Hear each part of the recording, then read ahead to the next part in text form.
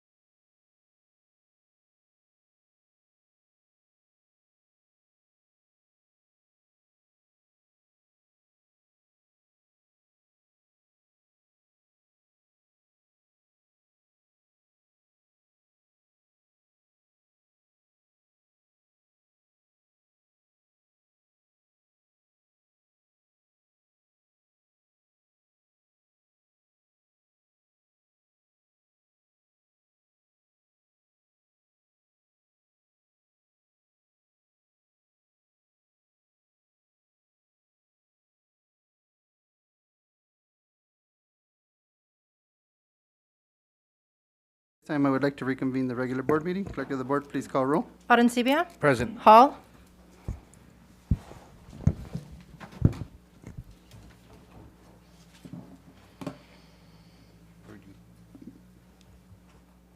Mrs. Hall?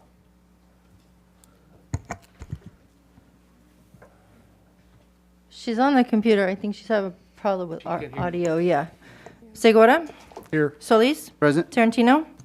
Here. Aguirre? Here. Stubblefield? Here. Okay, we will now hold a moment of silence and the Pledge of Allegiance led by our student rep, Ms. Stubblefield.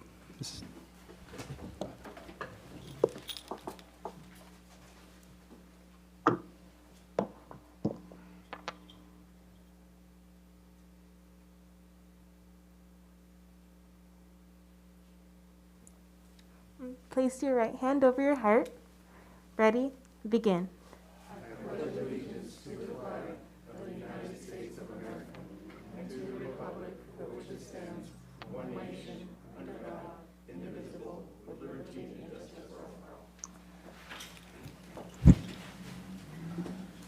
Thank you.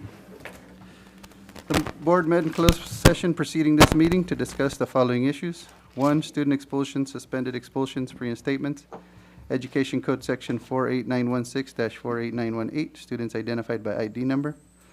2, public employee discipline, dismissal, release, reclassification, reassignment, resignation, transfer, Government Code Section 54957. 3, conference with legal counsel, existing litigation, paragraph 1 of subdivision D of Government Code Section 54956.9. Oh, darn.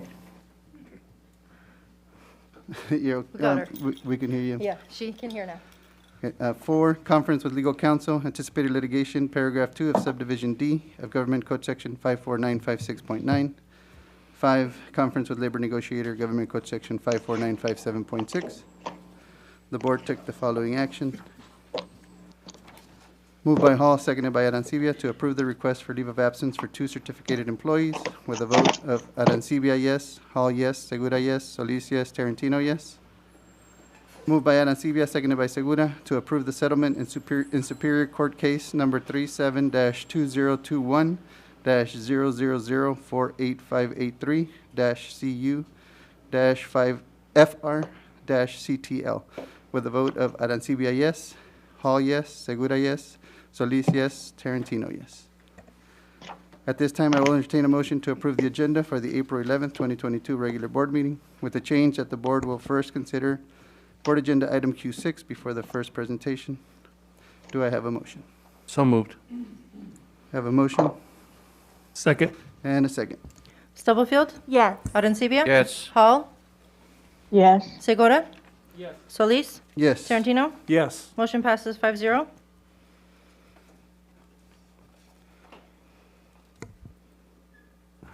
Before the first presentation, I would ask the board to consider Board Agenda Item Q6, adopt Resolution Number 4786, designating the month of April 2022 as Donate Life Month. Do I have a motion?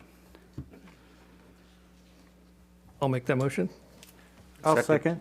And a second. Stubblefield? Yes. Arencibia? Yes. Hall? Yes. Segura? Yes. Solis? Yes. Tarantino? Yes. Motion passes 5-0. Okay, the board is honored to welcome Ms. Christy Heyman from Life Sharing, who has a presentation for the board on Donate Life Month. Welcome. Thank you. Can everybody hear me okay, hopefully? Good evening, President Solis, Vice President Hall, members of the board, and Superintendent Aguirre. I'm Christy Heyman with Life Sharing. Kind of wondering, we probably have a PowerPoint coming up here somewhere. It's coming. I think most of you have seen me before. We're just happy to be here in person. It's really great to see all your faces and everything, you know. But I'm Christy Heyman with Life Sharing, and we appreciate this opportunity to talk to you tonight. I want to give you a little bit of, everybody a little bit of information on what it means to be an organ donor. Also, talk about the Life Sharing High School program and how it's going in the Sweetwater schools. And tonight I have a special guest with me, Inez Lantoyo, and she is going to share her personal experience with organ donation and transplantation. So, now if I can get this to go. Do I aim it? There we go. Should have practiced this, right? Okay. Thank you for declaring April as Donate Life Month. I believe you're still the only school district in all of California to do that. I really don't know of anyone else, which is awesome. And it all started with Paul Woods, as you know, retired district architect. He had pulmonary fibrosis for over 20 years, and his lung function went down to about 27%. And he got on the transplant list for a lung, and he was able to receive that gift of life in a lung transplant and have much more time with his family. He's doing really well. I talked to him about a week ago. He couldn't be here tonight. He sends his love, and I know everybody around here probably loves him, and he's a great guy. So he's having fun with his grandchildren and camping and doing all kinds of stuff, and he sends his love. Who is life sharing? So we're the link between a deceased donor and the people waiting for a transplant. We're the organization in San Diego that coordinates the organ and tissue donation process. And that's when someone dies and wishes to donate their organs to save someone who might die if they don't receive a life-saving transplant. We also provide public education on organ and tissue donation, and we inspire people to become donors. So there's more than 106,000 people on the waiting list nationally for an organ transplant. And just to put that in perspective, if you take all of the people in Petco Park and all of the people in the very old SDCCU stadium that's no longer there, we'll have a new one next year, that's roughly the amount of people that are waiting for an organ transplant. It's a lot of people. So we're trying to close that gap. And every 10 minutes, another person is added to that national transplant waiting list. Most of the people on the list are waiting for kidneys. It's about 82% of those people are waiting for kidneys.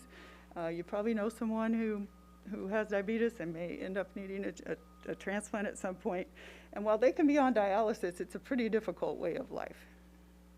And many transplants are performed every day in the United States, but sadly, 22 people will die today.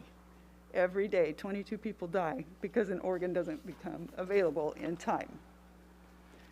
A single donor can save about 8 people through organ donation. They can save 2 people by restoring sight with eye donation, and they can heal over 75 people and enhance their lives with tissue donation. So that's a lot of people. And there's 2 types of donors. There's a living and deceased. And a living donor is someone who donates their organ to someone while they're still alive. And the most common donations are a kidney, part of a liver, or a lung. We actually just had the first heart transplant here in San Diego that came from a donor. Well, actually not a living donor. I'm talking about another deceased donor. Never mind. I guess they can't give their heart, can they? All right. Sorry about that. I kind of was thinking about something else. We have another type of donation. It's from a deceased donor, and we can rush them to the operating room. And in that case, this person was able to give a heart. And usually they can only give a lung, a liver, or kidneys. And we did have the first heart that had rushed to the hospital without being on a ventilator, that kind of thing. So anyway, a living donor signs up at the transplant center, and that's how they donate. They can donate a liver. A smaller portion can go to another person, part of a liver, part of the lung, bone marrow, and blood. And then deceased donation is what we're going to focus on tonight. And that's when someone has died and offered to donate their organs after they die. So in this presentation, we focus on that. And they can donate eyes, tissues, organs, and their whole body. So organ donors in San Diego and Imperial County saved 413 lives last year. There was 146 donors here in San Diego. And they helped 34,000 people through tissue donation, which is really exciting. And all of this was possible because our donor families, in the midst of their grief, chose to do something kind for someone else. So remember, being a donor is about the people you can help when you're gone. You can help up to 75 people. You can indicate on your driver's license that you'd like to be a donor, or you can sign up at the donatelifecalifornia.org. So as part of the educational outreach, the life-sharing volunteers talk to the high school students in their classes, as we've talked about before. And Donate Life California supplies a teacher resource guide, a real short video that is geared toward the high school students. And then Life Sharing supplies a trained speaker. If the school wants that. And many of your schools do. So we're in science and health classes in a lot of the Sweetwater schools. We always have a PowerPoint presentation that gives a lot of facts. We answer all the kids' questions, and then we provide a personal story, which you'll hear tonight. And the board's effort in promoting donation along with high school education is making a difference. And I want to recognize all of the Sweetwater schools for their outstanding efforts to educate students on how they can save lives through organ and tissue donation. They ask a lot of great questions. They learn a lot. The teachers love it. And it's really nice for them. And in Hilltop, you kind of can see that. You probably remember, at Hilltop, we usually do an assembly where we reach, 600 to 1,200 kids. And since we can't get kids together, they elected to go virtual this year, which was a good thing in January because the COVID cases were up. And it worked out really well, and they really love it. So, all right. So President Solis and the board, I want to thank you once again for the resolution to declare April as Donate Life Month and allowing us to share about this very important topic. This year's theme is Be a Donor. It's a concept inspired by the virtual roles that bees play in sustaining life. Bees are a very small but powerful force working together for the good of their community. And that's what you do here. So we invite everybody to register as an organ, eye, and tissue donor. And we wonder if after Inez's presentation, we might gather for a group photo, if that's allowed. And I didn't ask, so I wasn't sure. So I'd like to introduce Inez. She is a life-sharing volunteer, and she's going to talk to you about her personal story with organ donation and transplantation. She's also one of our speakers that goes out into the schools and talks to the students. Inez. Thank you. I am Inez Lantayo, and I am a recipient of a double organ transplant. I received a kidney and a pancreas. I received a kidney and a pancreas over 7 years ago in December 2014. I had battled type 1 diabetes for over 20 years, which came with a lot of health challenges along the way. I was an insulin-dependent diabetic and a single mother. I taught my daughter at 6 years old how to administer and rotate my daily injections. This is a picture here of my daughter and I, and she's an expert at giving me my injections here. Not sure if you could see, but right there at my elbow, I have a insulin pump on. And so I switched over to an insulin pump, and we got some relief from some of those injections. My daughter, up until she was 22, did not know life without syringes, glucose monitors, or insulin on a refrigerator. I'd often say she took care of me more than I took care of her. Over the years, I had numerous hospitalizations and medical setbacks. The disease ultimately destroyed my kidneys, and I was required to be on dialysis to live. I started my treatment with a treatment called peritoneal dialysis, which is a treatment that I was able to do at home. I had to have tubes surgically placed to be able to hook up to my machine. And I hooked up to that machine every night for 8.5 hours for a year and a half. That first photo there is a picture of my tubes and once they were inserted. I'd often tell my nephews and nieces that it was my Wonder Woman lasso. Although I only needed to use them for 8.5 hours, they were attached to me and always wrapped up, looked like a lasso, and taped to my body. Picture below that was my first introduction to that life-saving machine. I had no idea what I was in for. There's a picture over there in the far corner, and that was my prescription. Every month, it would be delivered to my house on 2 pallets. Each one of those boxes held 2 bags, which is what I used to cycle through my body every night. And again, I was on that for a year and a half. The middle photo is a picture my family so graciously took of me. I found a lot of pictures, not at my best. But that was, I had an actual infection being on the peritoneal dialysis. So I'm actually administering, you can't see the bag above it, but I'm administering an antibiotic at home to rid myself of the infection, but I just couldn't fight it, and the infection was unshakable, and I was no longer able to use peritoneal dialysis, and I had to go on hemodialysis. So that picture there is taken at a facility that I had to go into a clinic. The hemodialysis was only 4 hours and only 3 times a week. But at that point, the hemodialysis were really tough on me. I was no longer able to take care of myself. I wasn't able to stand long enough to fix myself something to eat. Some days I needed help to shower, dress, even do my hair. At times I would have to debate with myself about attempting to walk down the stairs or up the stairs because I'd have to factor in the return trip. I'd need hours in between to take the journey the other way, whether it be up or down. There's a photo there of myself. My daughter bathed me that day. She also did my hair, and I remember because that was Father's Day. And as much as I wanted to contribute to the breakfast, I had to sit down. My daughter brought me a chair, and I continued to participate, but at great cost to my body and to myself. It was very difficult. There's pictures there of my daughter.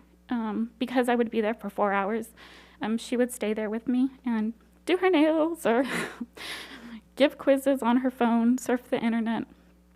Life was difficult, but I was still alive, and I was grateful.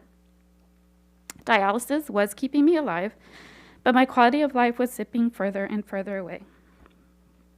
As I sat there for 4 hours, I would watch the blood cycle in and out of me, all the while feeling the life being drained from me. I had been assured many a times that once I received my new organs, I'd get my life back. And there's a photo of myself being pushed into the surgery. And another photo I found, somebody took of me. Had no idea the picture was taken, but that was 8 hours after my double transplant. And from what I understand, my best friend took it to show my mom and my family how amazed the nurses were that after that transplant, I was sitting up already. I had no idea I was, actually. But again, many a times I'd been assured that I'd get my life back. And as I mentioned earlier, I had a double transplant that took place in December 2014. And I'm here to share with you this evening that my life is better now than it had been in 20 years. I'm no longer on insulin, nor that dreaded dialysis. My body accepted the gifts that we were graciously given. My donor, Galen Hatcher, gave me 2 gifts I treasure every day. Galen, at age 29, saved 5 lives. I received his pancreas and his kidney. Another person received his other kidney. A woman received his lungs. Someone else received his liver, and another received his heart. These photos here are 8 months after the transplant. Me with my daughter. I dressed myself and showered myself. The other photo is my daughter and I at Cowles Mountain, being able to be active when, of course, they mentioned that I couldn't even walk up or downstairs. I'm just one of 5 lives my donor saved. And it wasn't just my life that was affected, my daughter's life, my mother's life, my sister's, all my family, and my close friends. And I'm sure the same goes for the other 4 recipients with their family and their friends. Thank you for having us this evening, allowing us to bring awareness to organ donation. As you can see, the impact of a donor can make a huge difference, and the ripple effect is limitless. My sincere gratitude and thanks again for letting me share my story.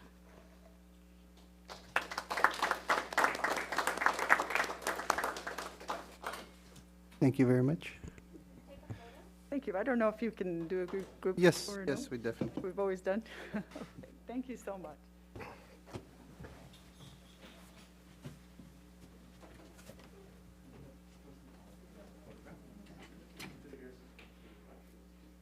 Oh, yeah. Okay. Okay, good. Oh, would you mind when you get done? Thank you very much. That's great. Appreciate that. Sure. Yeah. See everybody's face.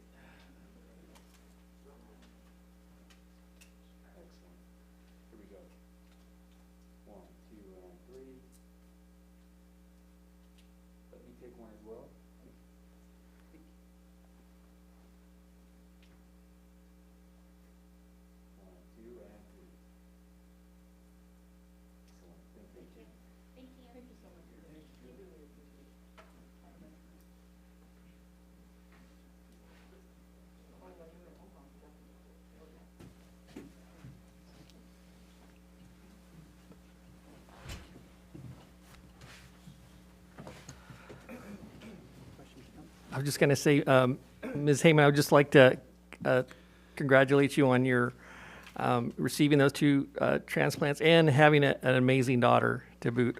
That's super awesome. Congratulations. Her daughter's working in Hawaii.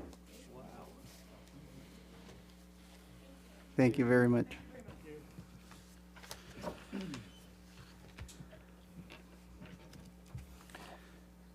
We will now have a message from Superintendent Dr. Moises Aguirre. Thank you, President Solis, and I'll try to keep it fairly brief this evening.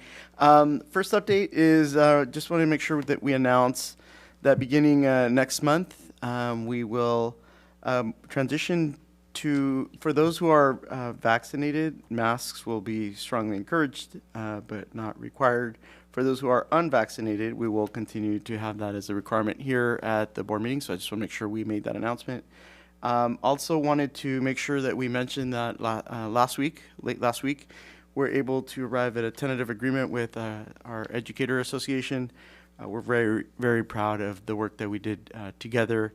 And again, I know it's been a really difficult time over the last couple of years dealing with the pandemic, just dealing with challenges that our district has had. And so we have appreciated the opportunity to work through and to be able to arrive at this place. So again, just wanted to highlight that. And also, as we get ready to end the final quarter of this school year, just want to make sure I wish everybody luck out there. We're in that final sprint of this quarter and want to make sure we wish everybody well. So with that is my update. Thank you, Dr. Aguirre. And now we would have a report from our Student Board Representative, Ms. Gabrielle Stubblefield. Good evening. This time in the school year, students have the opportunity to celebrate student achievements. Schools have the opportunity to celebrate student achievements. Schools are especially excited because they have the opportunity to celebrate in person. With the lifting of the mask mandates, schools have been able to participate and put on their first indoor assemblies since the 2019 to 2020 school year.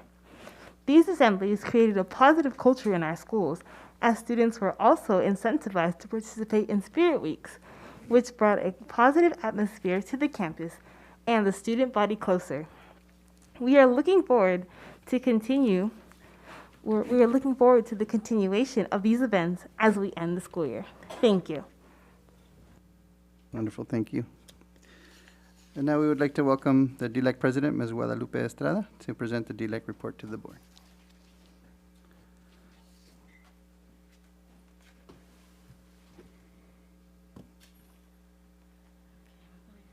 To move this one. Hi, good afternoon, President Solis, Vice President, sorry, I forgot the name, Paula, Ms. Hall, and board members and superintendent.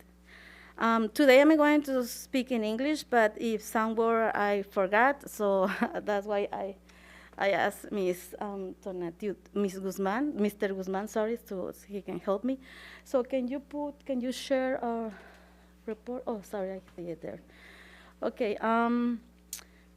In the last February 17, we have our DLAC virtual meeting, and we have these two presentations.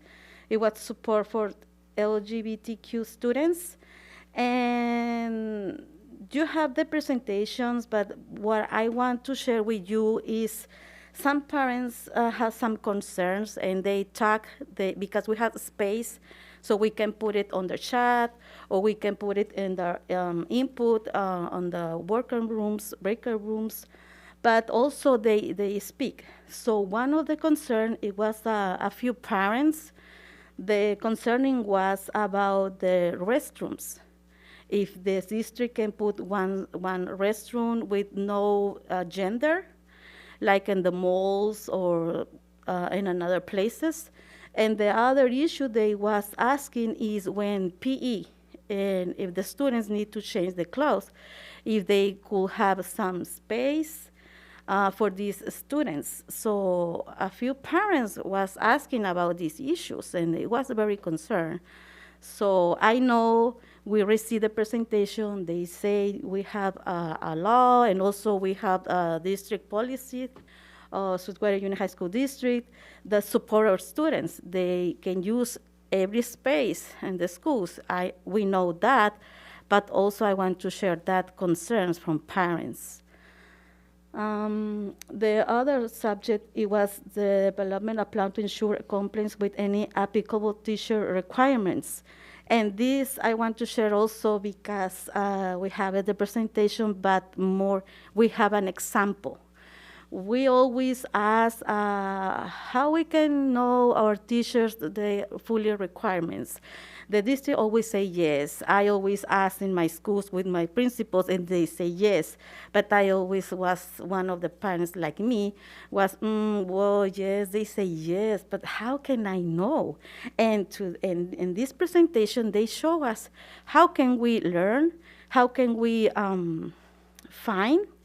Google find it, and with an example of one of the staff, Miss Griselda Delgado, we can see how we can do it alone, or we can ask in our meetings with our principals, how can we know the teacher of our students, they have the requirements to be a teacher.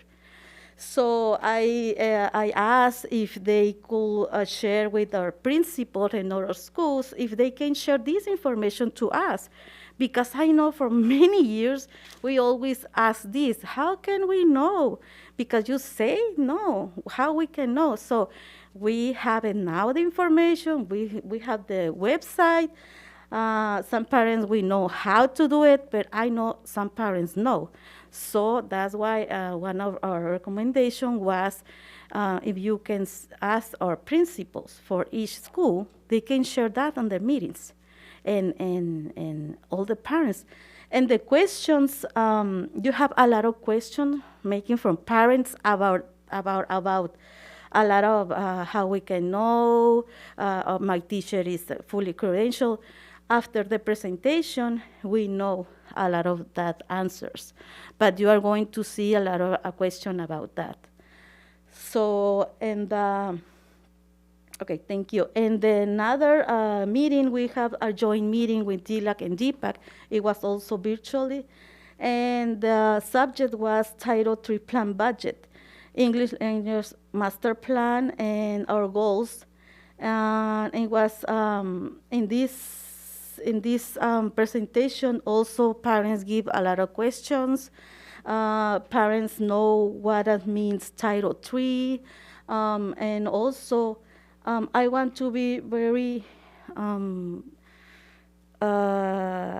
exposed to you that we have a lot of presentation, we have a lot of support by state and federal programs.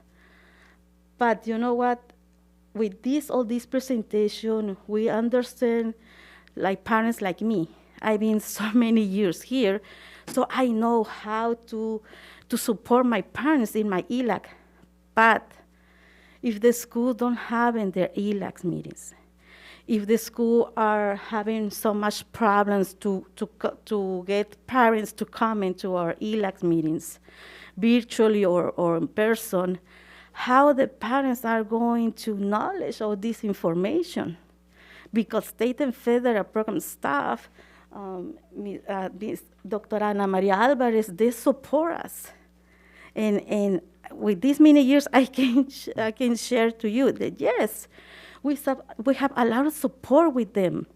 But what I see is some parents come here, and in 2 hours, they are not going to learn everything like me and so many years.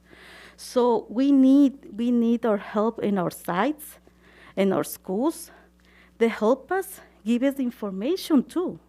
Because that one parent, we are not going to learn only one time in 2 hours.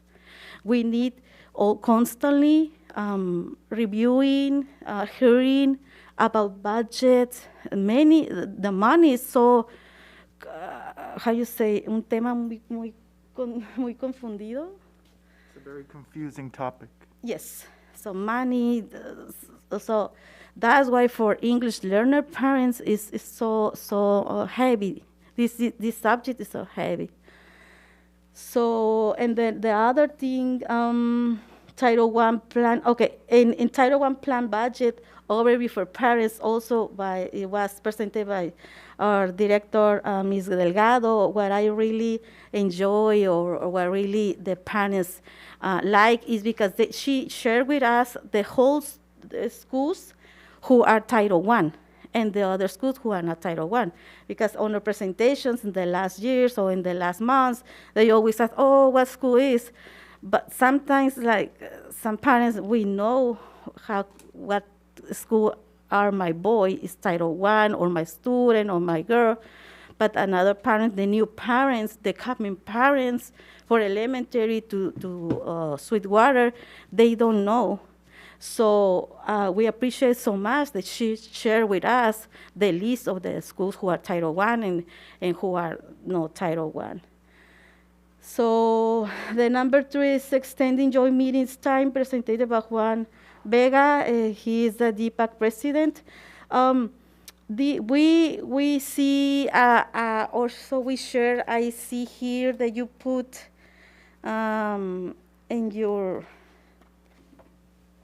approved agenda with flexibility, and I was smiling because that's one of my favorite words, flexibility, because we decide that we don't want to have a meetings from 3 hours online or 2-on-1, so we suggest flexibility. If we have some subjects, some topics that are more important or parents have more questions, we can move it to more minutes.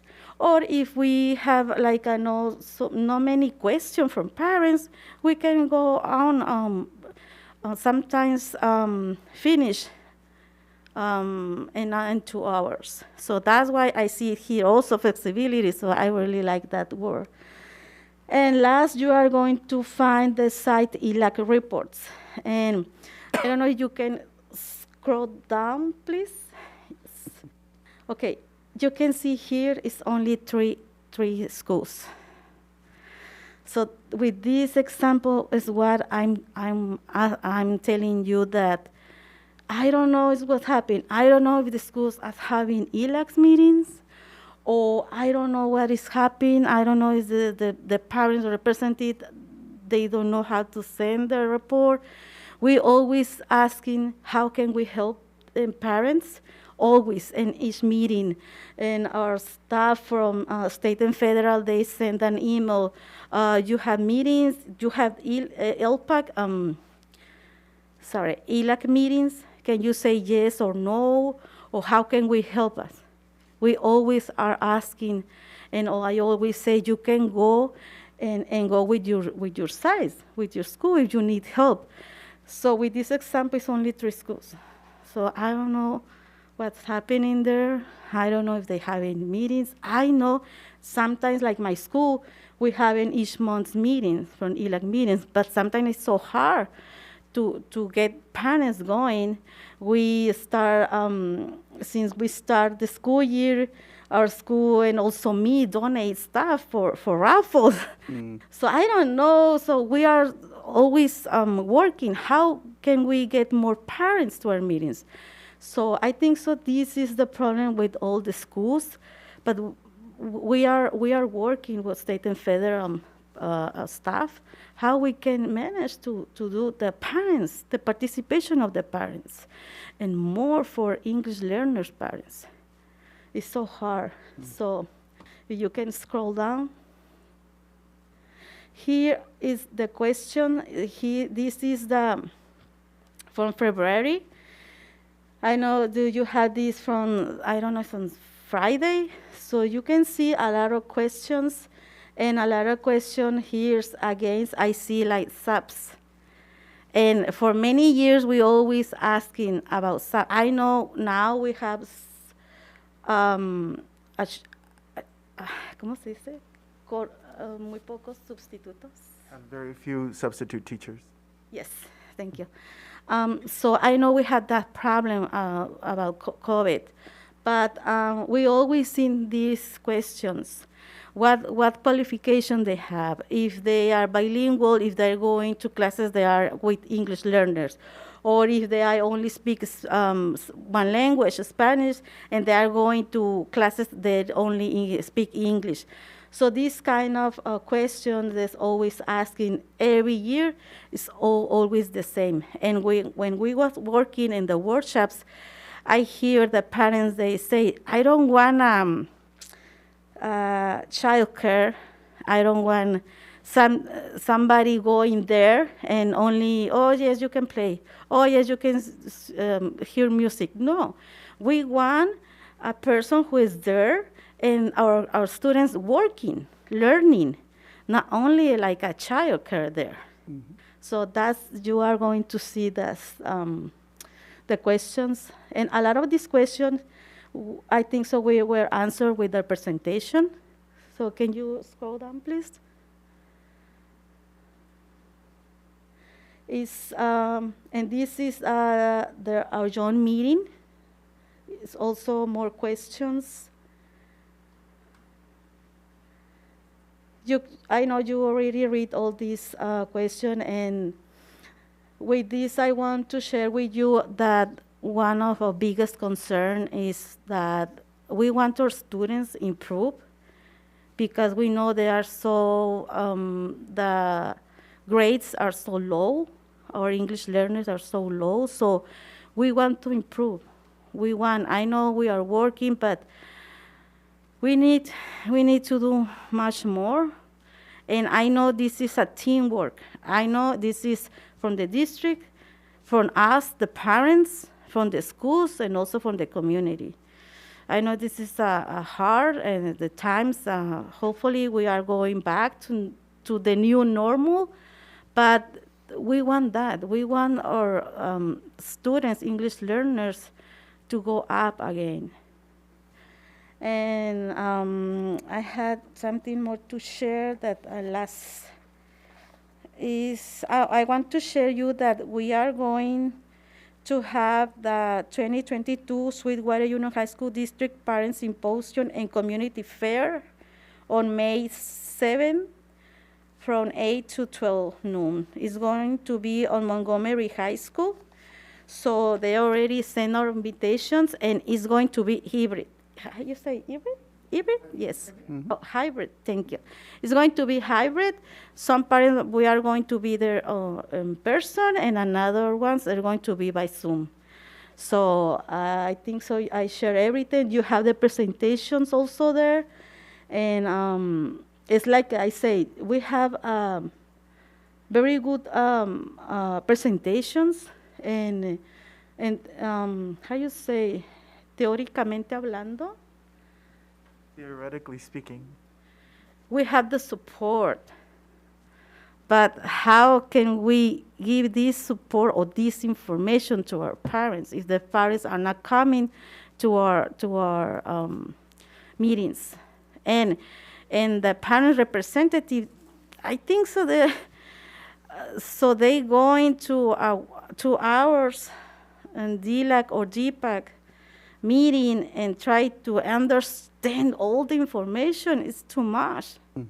So we need the working together with our sites, with our schools. So I'm not saying that they are not working. No, that's not what I'm saying.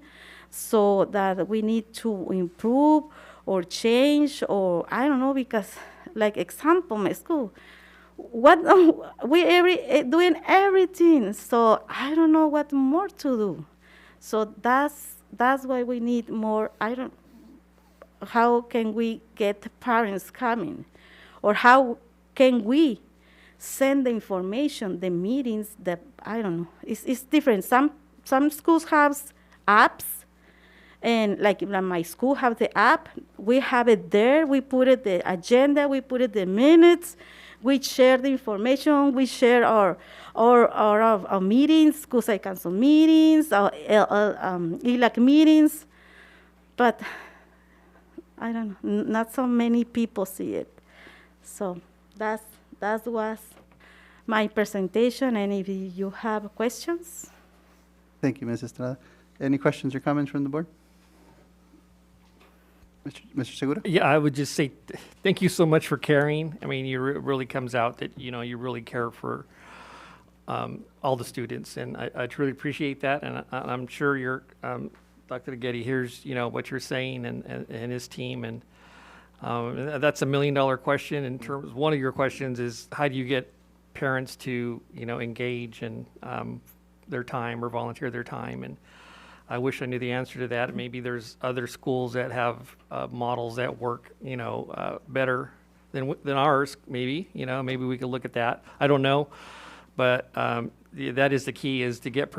If we had like hundreds of you, man, we would really, could you imagine that? What would be happening at all schools and with all the students and helping them learn, especially the English language learner. And unfortunately, I wasn't even taught Spanish when I was a kid, but I think because I believe I'm a decent speaker, I'm not the best, but it's really helped me in life. It really does, and it really does make a difference. And I've been able to, achieve a lot of things, I think, because of that. And so I hear what you're saying, and I hope we could find some ways to help with all your questions and all the participants of this who asked those great questions. So thank you for caring. Yes, you're welcome. Thank you, Mr. Segura. Dr. Aguirre? Thank you. I also want to extend my gratitude for all the work. I know during COVID it's been really challenging to get us in person or on Zoom, and it's just upended our lives. But as we start getting back to a semblance, as you mentioned, semblance of normality, it's important that we begin this process of reaching out. And so, and former English, I guess I never former, right? As an English learner myself, I'll transition a little bit in Spanish. Para mí es bien importante reconocer que este trabajo se hace en equipo. Y el hecho de que usted está aquí trabajando con nuestros maestros, nuestros directores, con el distrito, con la comunidad, es bien importante, sobre todo porque estamos saliendo de esta pandemia a una nueva normalidad. Y la verdad es que nosotros la estamos forjando en este momento, y es importante seguir ese esfuerzo colectivo como equipo, porque nuestros hijos, nuestras hijas, nuestra comunidad depende de nosotros, y yo le quiero agradecer ese esfuerzo que hace usted en organizar, en presentar información a los padres y a las madres, para que sigamos trabajando en equipo, porque este es un momento difícil y solamente así es como vamos a poder progresar para que nuestros estudiantes puedan salir adelante y progresar sin depender que hablen cuál idioma, pero nosotros como distrito, como familias y como comunidad estamos aquí para apoyarlos, y entonces le quiero extender mi gratitud a usted y a todos los que participan en DILAC, en Elac, en todas estas organizaciones, y es importante redoblar esfuerzos porque va a ser difícil salir de esta pandemia y lo vamos a hacer juntos. Así que muchas gracias. Okay, thank you. Gracias, Dr. Aguirre. Señora Hall? Thank you. Gracias. Thank you, Ms. Estrada. It was very nice to hear your report this evening, and I'm so glad you're still involved as a parent with the different committees, but also at your school. And I heard a great idea in your presentation about offering tutoring to students during the parent meetings. I think that's a great idea, to draw parents in there, and as well as having it flexibility in offering it in different times, because some parents may not be able to come during the day, some may come at night. Yes. So having that flexibility in your meetings, whether it's DPAC or ELAC, is very important, I think. So we'll continue to support, because parents do make a difference in the schools in the schools. Successful schools really show that success because of the parent involvement. So we want to encourage that whenever we can. Thank you for being here this evening. You're welcome. Thank you, Ms. Hall. Any other questions or comments from the board? Gracias. Gracias, señora Estrada. De nada. Pase buenas noches. Igualmente.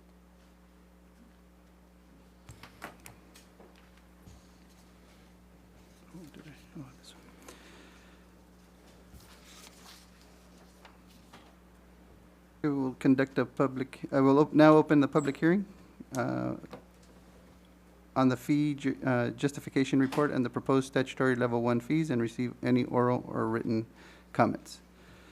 I will now open the public hearing. Are there any speakers? There are no speakers, Mr. President. All right, so there's no speakers. The public hearing is now closed. We take action later. All right, this is the point on the agenda where members of the public may address the board on any matter not on the agenda and have 3 minutes each to do so. Pursuant to board bylaw, the board may limit the time for public comment on any single topic to 20 minutes per topic. The Board of Trustees cannot legally take action on or respond to matters not posted on the public agenda, but will refer the matter to the superintendent's office for review and report. Speakers shall refrain from using profanity and shall speak in a respectful manner. Thank you for your cooperation. The first speaker is Kathleen Cheers. I supported Sweetwater teachers' request for a raise. Not in my 72-year lifetime or those who came before me was the value of educators made more apparent. COVID exposed how difficult the profession of teaching is. Parents given a front row seat of their perceived perfect child in the role of student. Parents understandably unprepared, lacking skills and patience. There was no curriculum, no software available for teachers to complete the arduous task. Their charge, make it work, just do it. And they did just that, using their skills and their creative expertise. They did it because they truly care about their students and love their profession. Your wage and benefit settlement, while minimal, much deserved. To the teachers, while I stand with you, I am now taking advantage of this public platform to address you from the parent community perspective. For 13 years, I've observed the players on all sides. I witnessed then SEA President Alex Anguiano meeting after meeting, nose to nose with the then SUP and board, calling for better for teachers and learning. Back then, there were 3 entities, the board representing parents versus SUP versus union reps versus district. Now there are 2, parents versus district, unions, and union-owned board. Your union dues paid for those board member campaigns, yet you had to demonstrate to get scraps. The majority of the board, district leadership, and union hierarchy concerns herself and future political careers, not you teachers nor the students they are sworn to protect. Dr. Janney was berated for the district being top-heavy. Meeting after meeting, your union leadership came to the podium and pointed the finger solely at her, not the board-approved promotions. Your union leadership called for her to be fired for the deficit. They singled out Janney, never mentioning the board, never ever holding them accountable for ignoring those who told them the finances were skewed. Yet the SEC held the board accountable for both. SEA never mentioned the audit subcommittee's total failure. No, they portray the board like they are innocent bystanders. Since Janney's departure, more positions hired, raises given to the same person, you had to beg. Union leadership, they spoke of a raise, but the fire Anguiano had not there, because they were pretend fighting with those who are in fact their bedfellows. So teachers, when you get upset about persons like me, raising hell about union-owned board, you need to have taken the time and effort to understand the facts. You are pawns on their political chessboard and seen by the community as only speaking out when it involves a raise.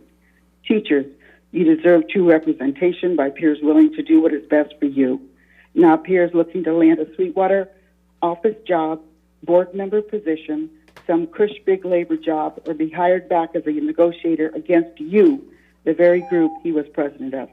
In closing, we have always supported teachers, but where are your voices? Where have your voices been supporting our issues? Thank you for your time. Thank you. Michelle Beal. Good evening. My name is Michelle Beal, and I'm currently serving as SCGA co-bargaining chair. I want to be very clear that my communication tonight is not in any way, shape, or form an attempt to side bargain. I'm merely here seeking clarification on recent communication from the district to the community. Again, very clear, not side bargaining, only clarification. Recently, the district sent out communication to students, staff, and community requesting their input on how the district should spend $56 million that they received in 21-22 school year. The communication stated that the funds are to be used to support students to achieve academically, emotionally, and to ensure students maintain a healthy learning environment.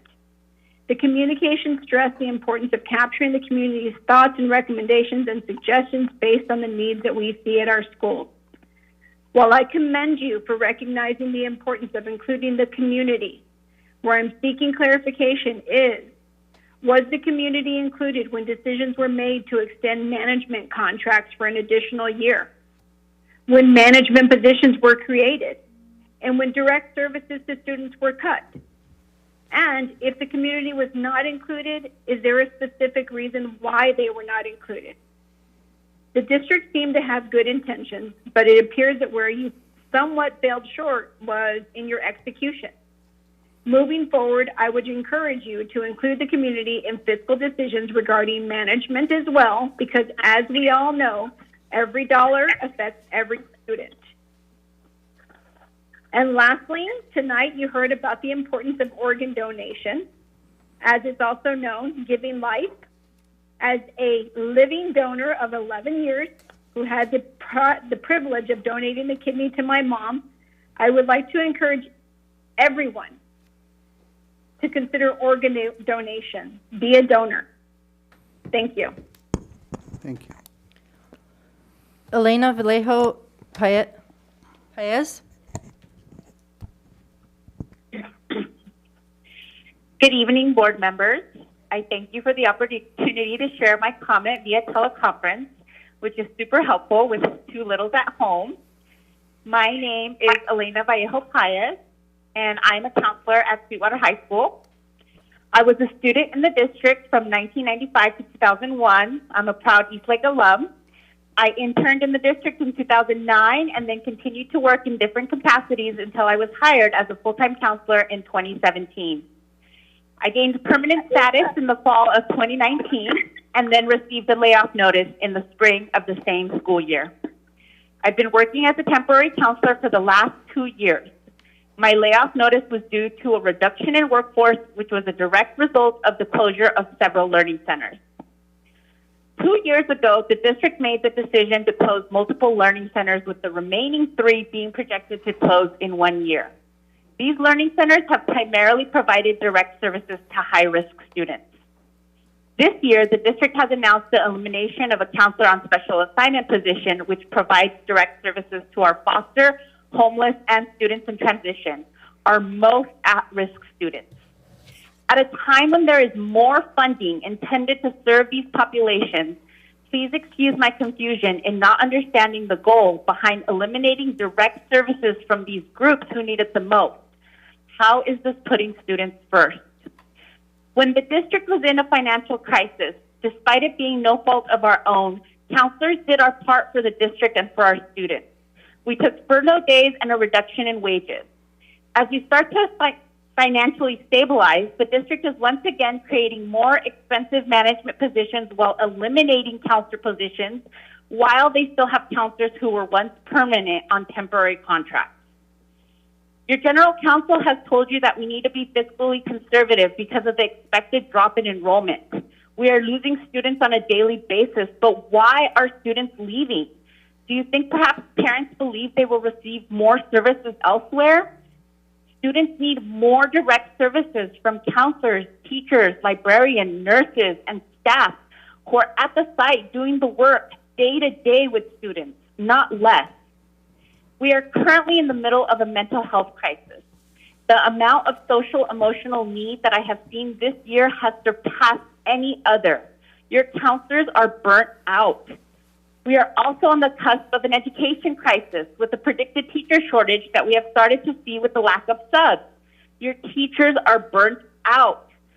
Students need consistency, not a rotating wheel of subs and staffs on temporary assignments. It is disheartening how many teachers and counselors have told me they have followed the same process of being hired, laid off, then rehired, as if it was some sort of twisted initiation into education.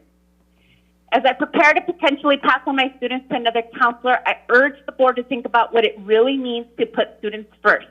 That's the district's motto. and to take into counsel the voices of those who work with us students day in and day out. Let us not forget that we are all in this room with the ability to read, write, and think critically because of educators that did the day-to-day work at the school sites. Otherwise, I feel you'll continue to need upper management as substitutes in classrooms in the newest example of mismanagement of funds. Thank you for your time. Thank you. Danae Ramirez. Good evening, trustees. My name is Danae Ramirez, and I'm a parent of a 9th grader at Eastlake High School and an incoming middle schooler. As you may remember, I attended this board's meeting last month to advocate for the Compact for Success program for the class of 2025 and beyond. The years that I'm advocating for are an important distinction because guaranteed admission for Sweetwater Union High School students is available for 10th through 12th grade classes, but it is not available to current 9th grade students graduating in 2025 and beyond. Last month, I requested that a report about the status of the Compact for Success program be put on the agenda for tonight's board meeting. Although I'm disappointed there is no report back on tonight's agenda, I do want to acknowledge that my representative, Frank Parentino, did inform me that your superintendent has a report back forthcoming. I look forward to seeing that report at the next meeting. In closing, I'd like to encourage all parents in the Sweetwater Union High School District, and specifically parents with current 9th, 8th, and 7th graders, to educate themselves about the Compact for Success program. This program guarantees admission to San Diego State University for all Sweetwater Union High School District students that meet specified requirements. Let's not let this program that's already in our hands slip away from our children. Thank you. Thank you. Katrine Kachowski.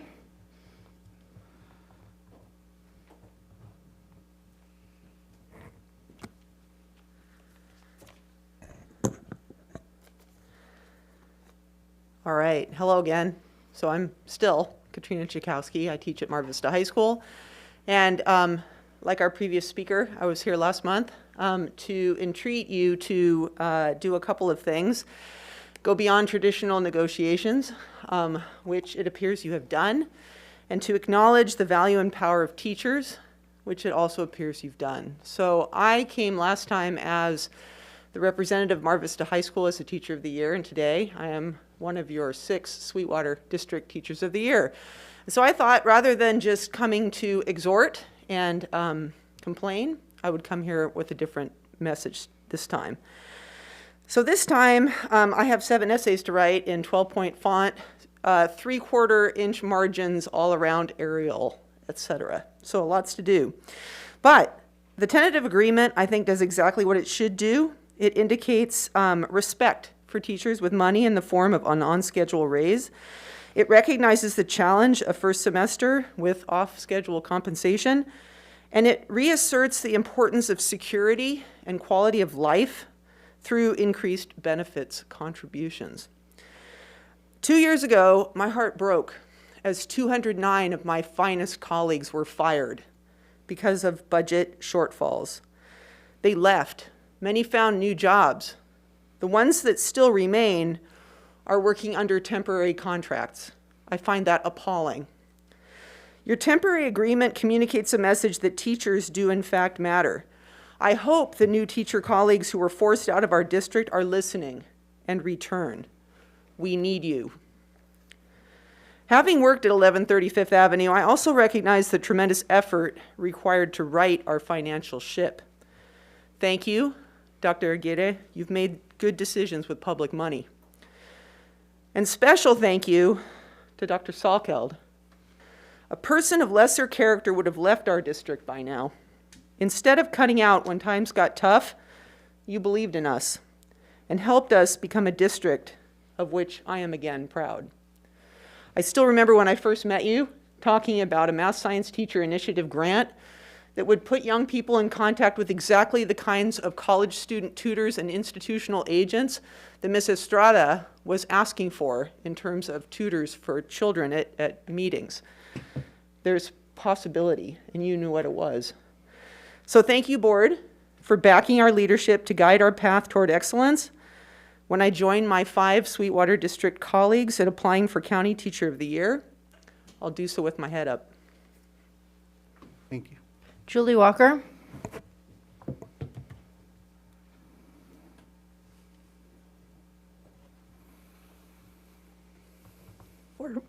Board President Solis, members of the board, Dr. Aguirre, I want to extend a thank you to the entire board for listening to the staff of the district and their stories concerning their working conditions. I know you had countless emails from members of my association, and you have shared that you have read all of them. I appreciate the openness of the district leadership in the negotiations of the Sweetwater Education Association contract. My thanks to the district negotiating team and those board members who stayed up late to approve the portions of the contract that needed their input. No side ever gets everything they want in a bargaining process, but I believe the settlement that will be voted on by my membership honors both the needs of the staff, students, and communities, and the desire of the district leadership to be fiscally responsible. We will continue to work with the district leadership to have the best working conditions in our district and to make Sweetwater the place to work in San Diego County once again. When we have good working conditions and satisfied teachers and staff, we have the best conditions for our students. In the past, there have been disagreements and distress between my members and the district. I feel that the last 2 years we have worked together to do our best for our students, their families, and the workers of the Sweetwater Union High School District. This level of cooperation will be especially important as we face the uncertain future with declining enrollment and challenges with state and federal funding. The recent negotiations and settlement go a long way towards continuing this cooperation, and the district will be better for it. Again, thank you for listening and hearing us. Thank you. No further speakers. All right, Clerk of the Board, will you please read the items being pulled from the consent agenda? The following items are pulled: F3 by staff, G2 by Mr. Segura, G5 by Mrs. Hall and the public, G6 by Mr. Tarantino and staff, H1 by Mr. Tarantino, H8 by staff and the public, K1 by the public, K7 by staff, M1 by Mr. Tarantino and the public, and Q1 by Dr. Arancibia. Do I have a motion to approve the consent agenda? So moved. Second. I'll second. I have a motion and a second. Stubblefield? Yes. Arancibia? Here. Yes. Hall? Yes. Segura? Yes. Solis? Yes. Tarantino? Yes. Motion passes 5-0. All right, F3. Anybody like to start us off? Oh, Mr. Segura? Sure, I'll be brief. I would just like to say that I appreciate the communication from President Walker and others who are here. Appreciate that, and I have the same feeling of glad that we were able to have a deal in writing, anyways, and move to a vote on ratification. And I appreciate all the work that was involved with all sides, with everybody. It was quite I don't need to tell you, it was quite a lot of work, and appreciate Dr. Aguirre's leadership and General Counsel, the CFO, everybody who was there. I wasn't there, but and the bargaining unit. So I truly appreciate that effort, and it's going to pay off in terms of for our students and our educators for all the work that they do. And I was going to, a question I had was, I was reading today about AB 841, which is money. There was $641 million set aside for HVAC and plumbing upgrades at schools. And I know we've spent money on HVAC already, and maybe there's some other work we could do, but I read that there was gonna, only a quarter of that money was used, so I'm sure if it's possible, we could look into, if we need some plumbing or need something else, and HVAC would be ashamed to not use that money if it's there for us. And also, I'm taking the CSBA Master in Governance training. I did the first MIG one right after or a couple weeks ago. It was very, very informative, and it was 8 hours of training, and it was on the foundation of effective governance as a team, as the board and the superintendent. And I learned quite a lot, and I start the next Master in Governance 2. I start that tomorrow for another 8 hours of training, and that's on student learning and achievement, policy and judicial review, and I look forward to that, and then I'll have some other stuff to say when we get to other items on the board. But I hope that everybody was able to get some rest, that got time off for spring break, and well-deserved, and I believe that's all I had. Oh, one more thing. So I had done some CTE tours of our sites, and I would like to now like to have some scheduled for other sites to go see. I don't know if Dr. Adansibi is available to join, if possible, but if we could maybe set those up in the future. Thank you. Thank you, Mr. Segura. Vice President Hall.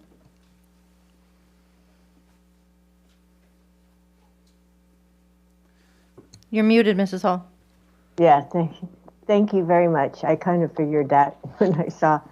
Anyway, thank you very much, President Solis. A lot has been going on, and I want to say thank you to Superintendent Aguirre, General Counsel Carbucha, our labor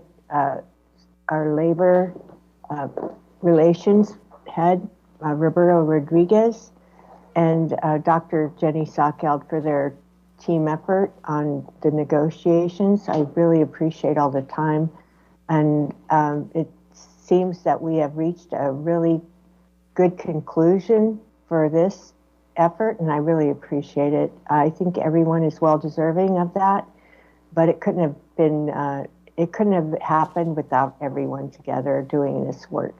So thank you for your efforts, and to my fellow board members who were able to be reached. I really appreciate that. I wanted to give, first off, a big congratulations to Sheila Rodriguez of Chula Vista High, who was awarded a $10,000 scholarship from the Kyoto Prize Symposium Scholarship. That's from Kyoto, Japan.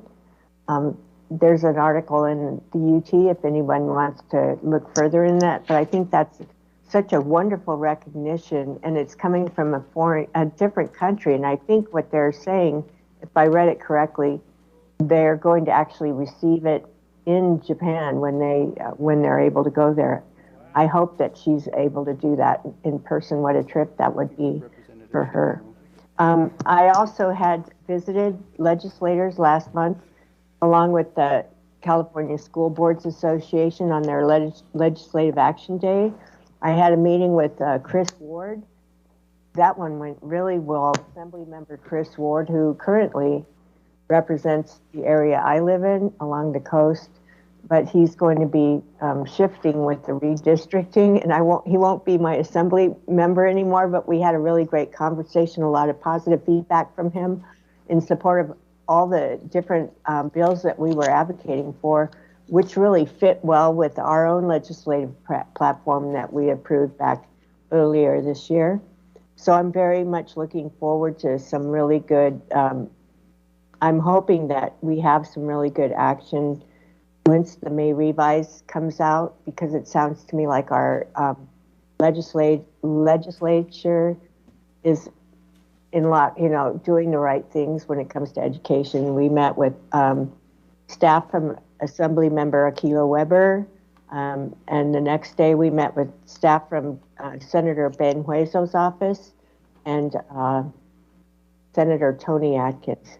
And all of them had really great feedback for us, and I'm sure that we'll continue our advocacy efforts along this line. So I'm looking forward to some really good things for education on the forefront. I do have a request, and I would ask if the superintendent could look into the possibility of extra counselor support for the coming year budget. And for this year, if there's a solution to do it temporarily. But, you know, we have the school resource officers from the Chula Vista Police Department and the National City Police Department that are funded almost $250,000 or $750,000, I believe the contracts come to, or maybe even greater than that. For the schools in my area and for San Ysidro High as well, the ones that are located in San Diego City limits and Imperial Beach, there is no school resource officers available, partly because neither one of the departments that support those cities, the San Diego Police Department and the San Diego County Sheriff's Department, train or even have that kind of program for our schools. So it seems to me that it would be a really good, and I've heard from several of the schools in my area and San Ysidro as well, if they could get extra counselors, an extra counselor at those schools because of the support it's needed for the behavior, the mental health, and other issues with the students and even the teachers. I think that would be a great, because they can split out and do some real active work in classrooms to support students, kind of train them and have them, you know, build the skills they need to cope with things, but also help them with retaining and coming back into school. I think that would be great. So if you could look at that as a possibility. I know we have the CONAP on here and it shows that there was significant funds in carryover. I believe that's occurred every year since we've been on the board. There's always a significant carryover amount in Title I and other. So looking at some of that may be a way, because all of these schools are at 70% or higher in economic disadvantaged families. You know, Southwest High, San Ysidro High are among the highest percentile, as well as Southwest Middle and Mar Vista Middle. They're all very high, so, you know, economically disadvantaged. That's aside from the English learner component and other components that I think they have a high population of foster youth as well, foster and homeless youth. So I think we could really use that at the school support to support those students, because I've heard from several counselors and other staff that the behavior and the mental health of the students has really significantly impacted the counselors that are remaining there. So please, I would ask for that to be done or looked at. And then I also heard from our parent president of the Elac, her request or her idea, the idea brought out of those committees about having tutors during the parent meetings. And I think that would be great, especially if they could move those meetings to different areas like we used to do. We used to have board meetings at different school sites every other month, or at least once a quarter we had it at a school site. If they could kind of move those meetings around to different schools during the year, that might help some of those parents get to those meetings more often and help support the school in trying to gain parent participation. But that's just an idea I would ask for staff to look into. And I want to thank you all again for everything you do every day to help us steer this ship, because I think you're doing an excellent job, and I believe that staff morale really does make a difference in every day, and I'm glad that we're on the right track with that. So thank you. Thank you, Vice President Ho. Any other comments? I'm going to forego. Mr. Tarantino. Thank you. Thank you, President Solis. I'd like to congratulate Rizalyn Cruz for being named the 2022 California Language Outstanding Teacher of the Year. Ms. Cruz is currently teaching at Otay Ranch High School. Also, congratulations to Montgomery High senior Victoria Ruiz, who was awarded a full ride scholarship to Dartmouth University. She has a 4.8 GPA, and she plans to pursue a career in STEM as a prosthetic engineer. So we wish her all the best in her post-secondary aspirations and goals. And last but not least, I'd like to congratulate our own Gabrielle Stubblefield, who was selected to attend USC Boulevard Scholars Program. It's a 3-week program. She will be housed on the campus of USC from July 10th to July 30th for 3 weeks. She will undergo extensive emphasis and training in college prep, career development, SAT and ACT prep, and I think it's quite remarkable that only 120 students were selected to be part of this program. So congratulations, Gabrielle. You deserve, well deserved. Congratulations. Wow. And I do have one request. I think, and maybe I missed it, and if I did miss it, then I apologize, but I think it's important to have complete org charts of the district in terms of all of the departments and all of the people who are on cabinet and at the district office and wherever we are, complete org charts. And I think we need this before we look at the 2022-23 budget. So either in tandem with that information or before, because we only have 2 more meetings and then it's June and we have to decide on the budget. And I'd like to get a big picture as to what our organization looks like. And so I would appreciate that before we do our budget work in June. Thank you. That's all I have. Thank you, Mr. Tarantino. Dr. Azir? I too wanted to say thank you to our negotiating teams from both sides. I was awake. I wasn't sleeping that night. So when the phone rang, I answered it pretty quick. So I saw Dr. Aguirre's name on the phone, and I answered it. And want to thank the dedication and the hard work was put in on both sides. And we do appreciate what our teachers do and everybody that works for the district. So hopefully that's a small step to keep going forward. So thank you for all that. All right. With that, we will move on to G2. I don't know, why am I picking that up? G2, pulled by Mr. Segura. Yes. So my question on that was just, I didn't see, it just said it was $177,000 and 27 devices, and I'm sure that's probably large components for the mainframe system or whatnot. It's not for, because if you average that out, it's very expensive per device. So I just kind of want to know a little more about what those devices were that we're replacing, and I know we need to, especially if they're as old as they are. So that's it. Thank you. Thank you, President Solis. So for this item, I'll ask Dr. Winters to address since the Department of Information Technology reports through him. So Dr. Winters. Good evening. Thank you for that question. Yeah, those devices, it's actually 26 devices and 44 monitors, and it's for the IT department to upgrade the staff within IT to give them devices to that are updated. So replacing those older devices.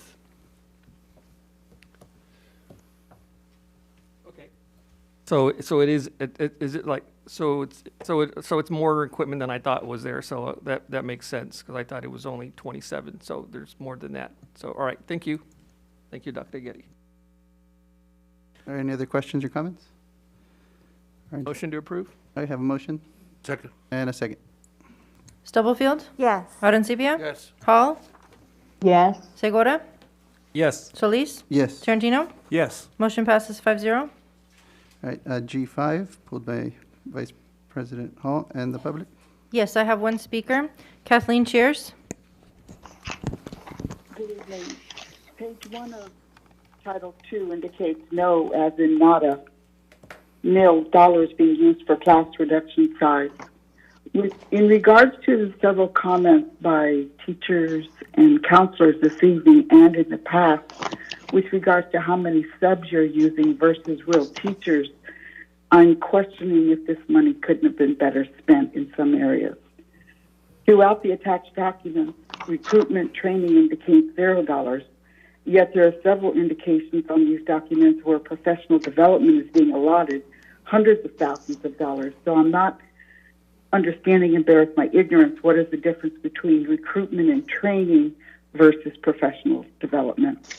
Books and supplies budgeted amounts are minimum, and I would like to respectfully recommend a combined yearly meeting of all school sites councils, which would serve to allow council members the opportunity to share, learn, and grow, resulting in a more informed group as a whole, serving their individual schools population. Thank you. Okay, thank you. No further speakers.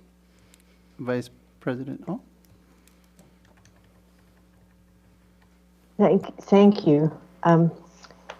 Yeah, my question on this was about the two different ranking.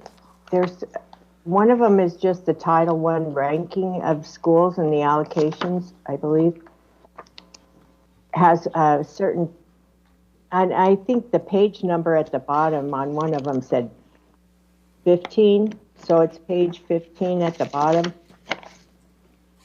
If I compare those 3 pages to the ones that are, there's 3 pages with all the schools, and you can see they're a little different because they're in a larger type or a smaller type than the next 2 pages.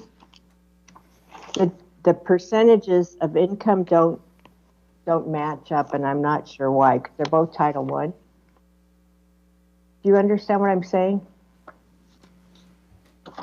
There's 2 pages.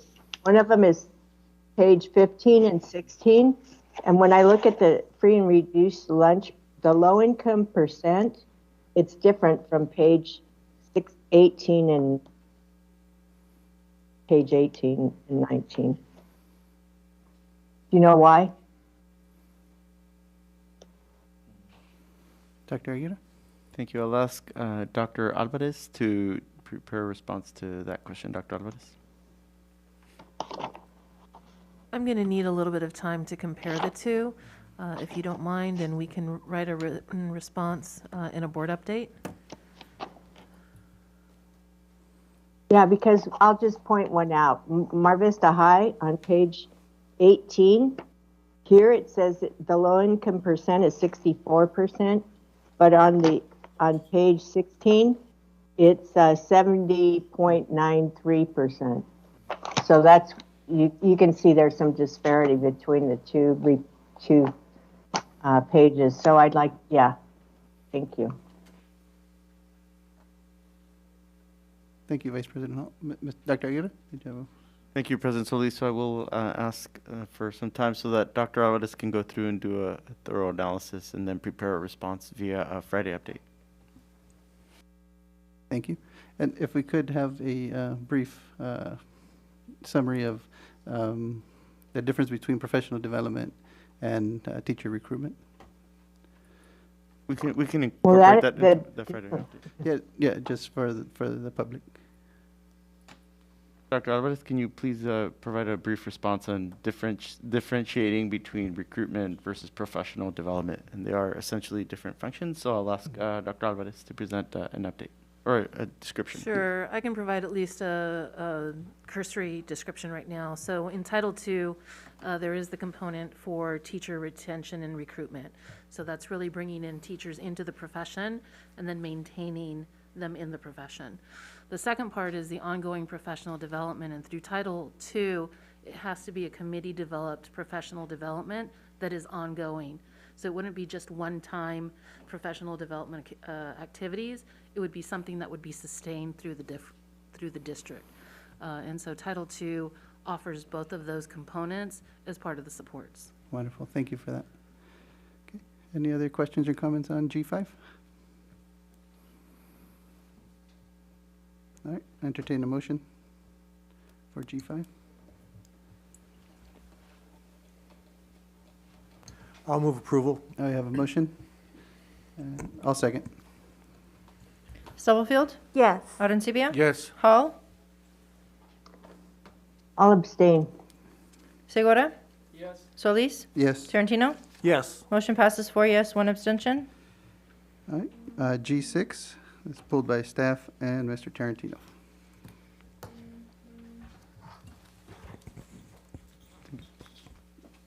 President Solis, if I may, we Yes. can go ahead and conduct, this is a presentation on the A through G completion grant. So we can Mr. Jeff Culver is here to present this evening. So I'll ask him to do the presentation, and then we can open up for questions and or comments. So with that, Mr. Culver. Good evening. Welcome. Thank you very much. President Solis, Vice President Hall, Dr. Aguirre, thank you for the opportunity to present. So the A through G completion grant, first of all, according to statute, it is required that the board entertain this as a discussion item tonight, and that at our next regularly scheduled meeting, it would then come up for a vote for the board for passing. So unlike other grants that come down the pike, especially through my office, this is not a competitive grant. This is a grant that is automatically given to all districts, all LEAs throughout the state, based upon certain numbers of students. So we get this money, and the legislature appropriated $514,513,000 statewide. Of that, $6,482,543 is going to come to the Sweetwater district. The purpose of this grant is to make sure that we are doing additional activities for our students to help them overcome the needs from distance learning and the shutdowns, but more importantly, to become better at passing our A through G requirements. And that's why this is called the A through G completion grant. There are three components to the grant. The first is called the Success Grant, and that is for districts that have eligibility rate, A through G completion rate of 68% or higher. There's we have $100 million that is allocated for the Success Grant statewide. For the Access Grant, that's the second grant, those are for those districts that have an A through G completion rate of 67% or lower. We fall in that category, so we're in the Access Grant. There was $300 million appropriated by the legislature for that purpose. And then finally, there is the Learning Loss Mitigation Grant. Now, with the A through G Access and Success Grants, those are specifically designed to offer supports for our students to increase the number of students who become A through G eligible. For the Learning Loss Mitigation Grant, this is specifically for those students who, during the spring of 2020 or during the 2020-2021 school year, received a grade of D or F in their A through G courses. And then that money is designed to allow us to offer more opportunities for these students to retake courses in whatever fashion we decide as a district, so that they can bring those grades up. And you're going to see about $1,767,609 that was allocated to our district. So how do we go about this? Well, first of all, we needed input from our stakeholders. So you'll see the members of this committee. Now, I do need to put a little bit of a caveat. This information came down to us in November. That's where we first learned about it. And then everybody, school services, college board, and everybody else that's seeking a little piece of the pie has been holding webinars trying to explain what the A through G grant actually is. So we were able to finally get some good information, and we pulled together some really, really intelligent people, especially on the right side. Not that all my bosses aren't the most intelligent people I've ever worked with, but the work that this committee did was really inspiring. And so I'd like to just draw your attention to the names that we have there. We do include principals. We have two excellent counselors, Dr. Liliana Silva, Grace Faust, and four really, really good and just awesome teachers who gave such great comments. During this session, we were able to have meetings from January through March. We had 6 meetings, usually on a Friday, usually at 3 p.m. on a Friday. And yet these people were there, they were giving all sorts of great advice, and then asking the most amazing questions, really challenging those of us on the admin side to come up with answers. And then they would go back to their sites, and they'd talk to parents, and they would talk to kids, and they'd go back and talk to kids some more. So we heard all sorts of great advice from everybody in a period of about 2.5 months to try to come up with a plan of what to do. We didn't even know how much money was involved with this until March 7th. So we had 2 meetings the last two meetings where we finally had an idea of what we would be able to do. So although we really appreciate the dedication of our legislature, a little more advance notice would have been helpful, but nevertheless, we went through it, and so we had great discussions about how to increase A through G eligibility, promote student success, and assist students in being prepared for school. A lot of our discussion centered on just the effects of the distance learning, the effects of the pandemic, and how can we get kids to become more acclimated to coming back to school. Because A through G means nothing if the kids aren't comfortable being at school. So, where do we fall in the A through G completion? So we've done a comparison of some of our surrounding districts in the county and then San Diego County itself. So right now, as of 2021, our numbers are 54.5% of students. Now that is an increase over the previous year. And you'll see that there's varied responses from district to district. San Diego Unified has the highest numbers. San Diego County, overall, about a 60.9% A through G completion passage rate. So there's work to be done. And that's what this grant is here to help us with. One of the critical parts of this grant, in fact all grants, is the understanding that this money is to supplement and not supplant. So in other words, we cannot use this money to do things that we already do. We want to do extra things with this to be able to help our kids. And so what you're going to find in this plan, it is purposefully broad. It is open-ended because we want to give what we are proposing, an A through G task force, the ability to take these ideas and then move forward. So next month when you're voting on this plan, we're going to ask you to approve broad scopes of work that our A through G task force will then move forward with to be able to support our students. Think of them as outlying initiatives, okay? The other thing is that part of our plan was to demonstrate the scaffolding of efforts that we do in our district already and how we're going to support those with the information and the plan for our A through G. So part of our plan that we submitted to the state includes what we already do on the left, the LCAP learning recovery supports, and then the A through G completion grant supports, which might add to that. So for instance, in the area of professional development, we already have effective first instruction in mathematics that's tied directly through to A through G. Now we want to add additional training for administrators, counselors, and teachers in the early warning system for data insights. This is a fantastic IT program that allows us to give advance notice for kids who are falling behind. But our teachers, our administrators, our counselors, they need to know how to use it. So we're going to be offering them the training. For classroom support, we already offer tutors, smaller class sizes, co-teachers, but we can do more. In fact, I think somebody's already talked about that tonight. Well, there's our possibilities. We can use our AP completion grant funds to fund additional tutors. We can also support math resource teachers at each high school site. We don't have that right now. So this is not supplanting, this is supplementing. We can add additional. This was a strong, one of the ideas from the committee that really came forward that they really liked. We want to look at the math indicators to support students with higher level math courses. So it's not just our students at the bottom level. We want to support throughout the curriculum, including tutoring.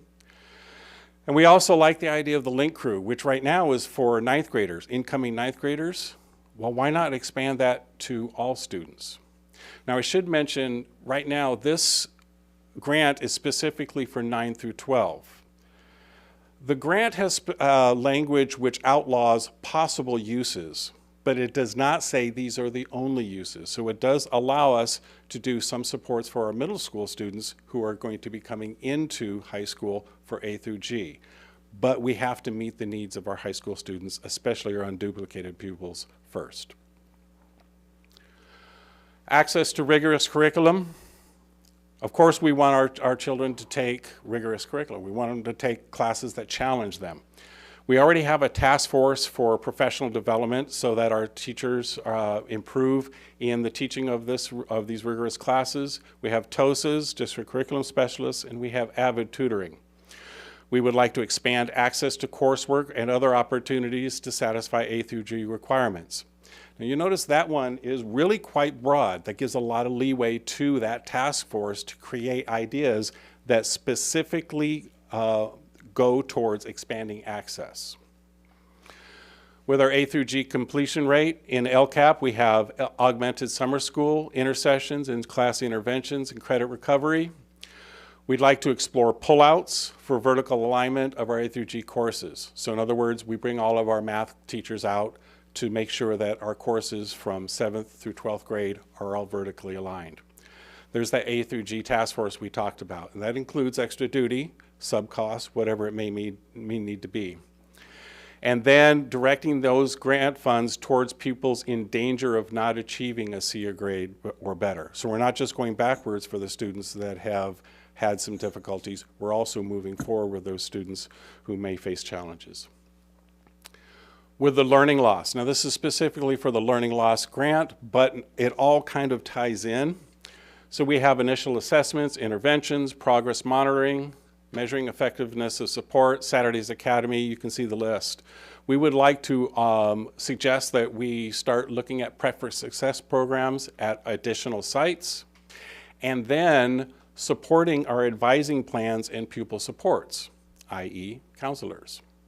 Now, that's open-ended, so we can come up with some really creative ideas to assist our counselors with the amazing work that they do. We're also allowed to help subsidize the cost of AP and IB tests. Currently, out of LCAP, we pay for the AP and IB fees for all of our free and reduced students. But for our other unduplicated pupils, such as foster or English learners, we're not able to support that because it is a sizable chunk of money.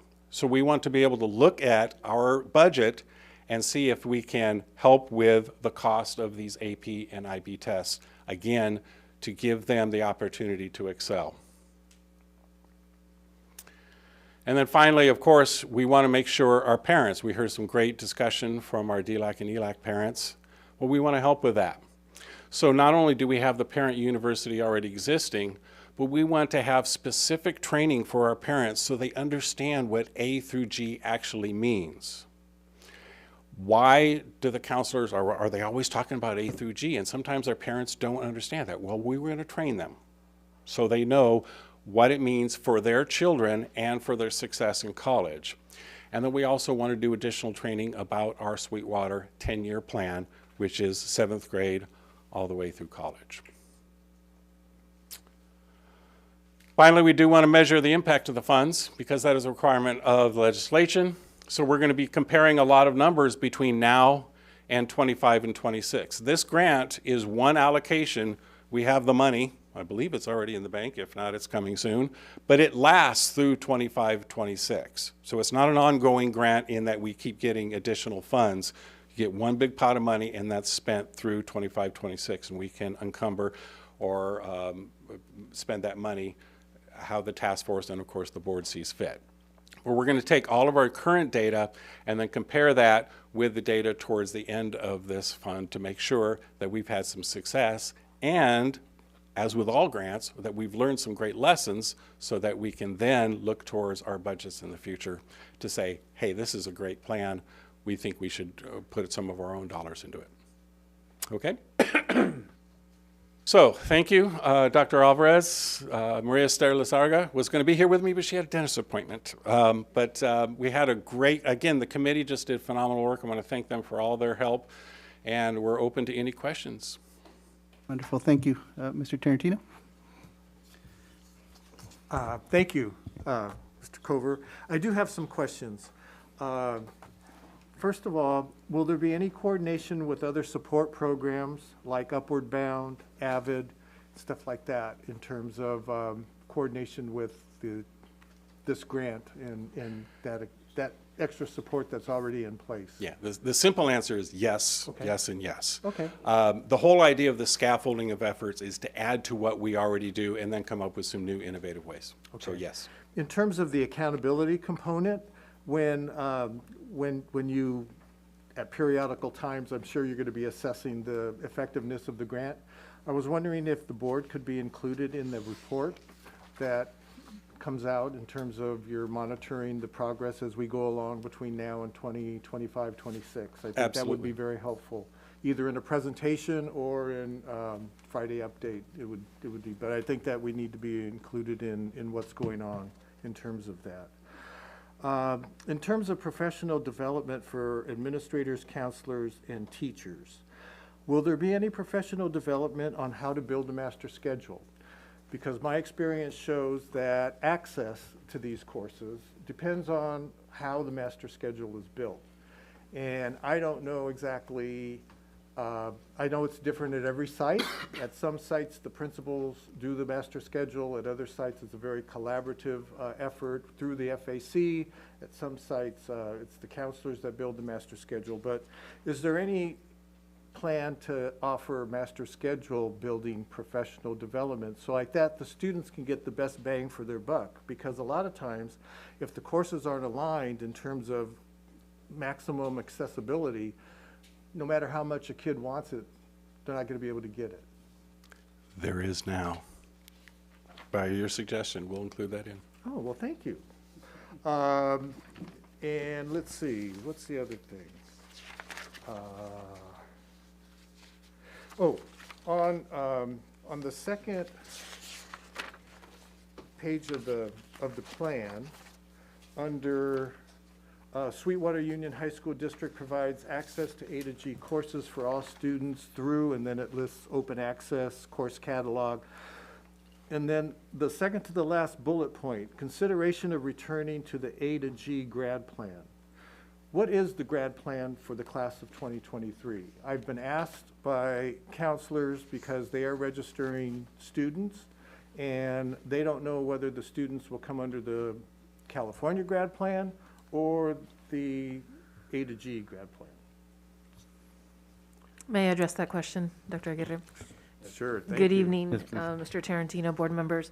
So as we relayed at the last board meeting, we are finalizing the approach for our grad plan.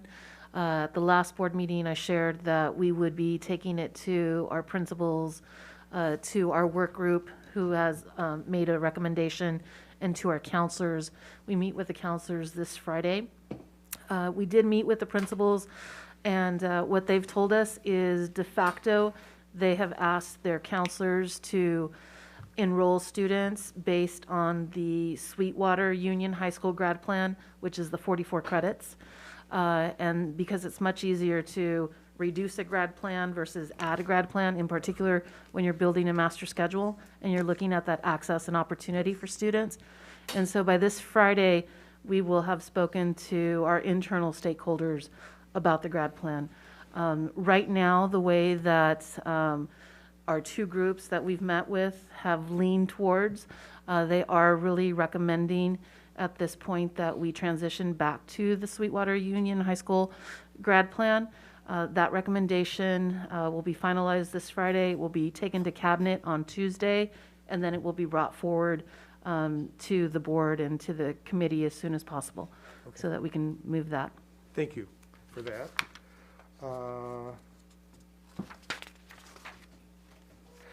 And on the last page of the plan, under learning loss, support for success, support prep for success at additional sites. How many sites are we currently offering that program in? So currently, Chula Vista High School primarily offers the Prep for Success course. I believe that Southwest High School, because of, once again, their innovative 8-period day schedule, may also through AVID offer very similar types of courses. The Prep for Success is really a course that is very AVID-like, but it really talks about motivation and support for students, ensuring that they have the academic skills, but also some of the social emotional skills, grit, resilience, those types of things, to ensure that students are ready for high rigorous curriculum, but also academically and social emotionally ready. Okay. That's all I have. Thank you. Nice job. Thank you, Mr. Tarantino. Any other questions or comments? Yeah. Oh, yes, Mr. Segura, go ahead. I just not a question, but just a comment on this. I really like some of the things that I've seen in here that I understand, especially you're trying to do a link crew model. I know my daughter did that when she was at she did the AVID and IB program, as you know, and if you know, you're not here you don't have to be here every meeting, sir, but you are equipped. But I know that she really enjoyed that, and it really helped her, and she's doing really well in college too. But I just think that's really great. I think, you know, you have mentors that really helpful. I think that's students can relate to that, and, you know, as well as teachers. But if you have a mentor who's a student, that really, I think, strikes home, and it would be very helpful. I just like a lot of the stuff that's in here, and I truly appreciate that, all this information. And I look forward to, you know, as we have gone through so much over the since this board's been here a number of years, and we have Dr. Agari here now, and I really would like to see, you know, the board, you know, work more on student achievement and teaching, and focus on that, and you know, with the plan and with indicators, and just seeing where things are successful or not successful, and what we can do, and holding, you know, people accountable, and just kind of moving in that direction. I hope that we could just spend more time on that going forward. I think that would be, you know, we've been working, that's for sure, but you know, it's been on, you know, with COVID and our finances and just a lot of different stuff. I know I've talked to Dr. Arancibia, and he has some great input on that and experiences that I don't, and I learned a lot from him. But I just hope that we could move in that direction as a district and as a board with you as a superintendent. And that's all I wanted to add. Thank you. And I think at the root of this is that we've been in panic mode so much because of COVID that we don't have instructional leadership at each campus that's working on a day-to-day basis in a prepared way, outside of just, hey, let's make sure that we have staff covered for today. And that's the way that we've been functioning basically for 2 years. Let's make sure that we have enough staff so we don't have to bunch up kids into the cafeteria or the gym to make sure that we have enough, you know, teachers for the day. And I think that's the point that we have to get to. And I think that this is a good focus to come back to this idea of, well, what are the non-negotiables that we need for each one of the students? How are we going to model good instruction at the level of the principal, the vice principal? How many observations are teachers getting? If we see something wrong, what kind of support services are we going to offer the teachers to make sure that their instruction comes back? Are we going to pair them with a master teacher so they can improve in the subject area that they're working on? And frankly, we haven't had any of those conversations for the past 2 years because we're either dealing with an economic crisis or we're dealing with the pandemic crisis. But this school district needs to move from a model of 2 tiers of education. One for everyone and then another one for somebody else. We need to be integrating and demand excellence from everyone. I don't know where we began with this discussion about equity being, let's make everybody happy. Equity really is demanding excellence from everybody and helping everyone get to excellence. And I think that's a very different model of looking at instruction. And I'm happy that we're moving back to this kind of idea of how we see instruction. What are we going to make sure that every student is participating at some level to be able to move in that direction? And that goes from everyone, from counseling. I mean, this is instruction. This is not, I mean, yes, counseling is part of it, but this is instruction. How are we moving instruction in that direction? I'll leave it there. Thank you. Yes, go ahead, Dr. Seed. Thank you, President Solis and Trustee Segura and Arancibia.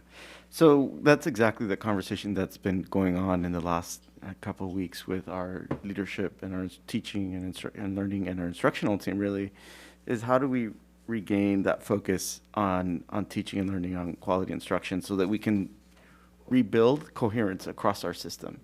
Because I think that's something that we've really been we've been really focused on the operations, on the face masks, on the vaccines, on the the response to a crisis in front of us. And I think this is with this particular plan, the A through G, it really recenters. It's the beginning of a recentering back on towards again rebuilding of that coherence across our system, which we all, I think, can agree is very necessary at this time, so that the expectations can be clear across the district. There's a clear set of supports across the district, and then we can all agree on what accountability looks like from a supportive perspective. How do we grow? How do we extend the practices of our educators across the board? And so that's the conversation that's going on. So this is a very timely presentation. I really appreciate Mr. Cover and Dr. Alvarez, and really it's going to be on all of us to go into this process to refocus our system from our classrooms, from our counselors, from across the district to really rebuild that coherence that has been torn asunder to a degree because of the pandemic. And so how do we refocus on coherence? Yeah, thank you, Dr. Aguirre. Any other questions or comments? Thank you, Mr. Cover. Appreciate the presentation. All right, let's move on to H1, pulled by Mr. Tarantino.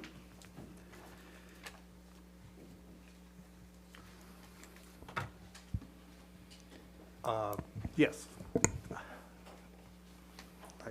Is this where we, I wait, pulled yes, it, we split. But I don't, Yes, Yes, this sorry. item is on the expulsions that were considered in closed session. There will be no discussion in open session. We're just asking the board to make a motion for the expulsion of student ID 1572864. Entertain a motion? I'll move approval of the panel's recommendation. I'll second. Motion and a second.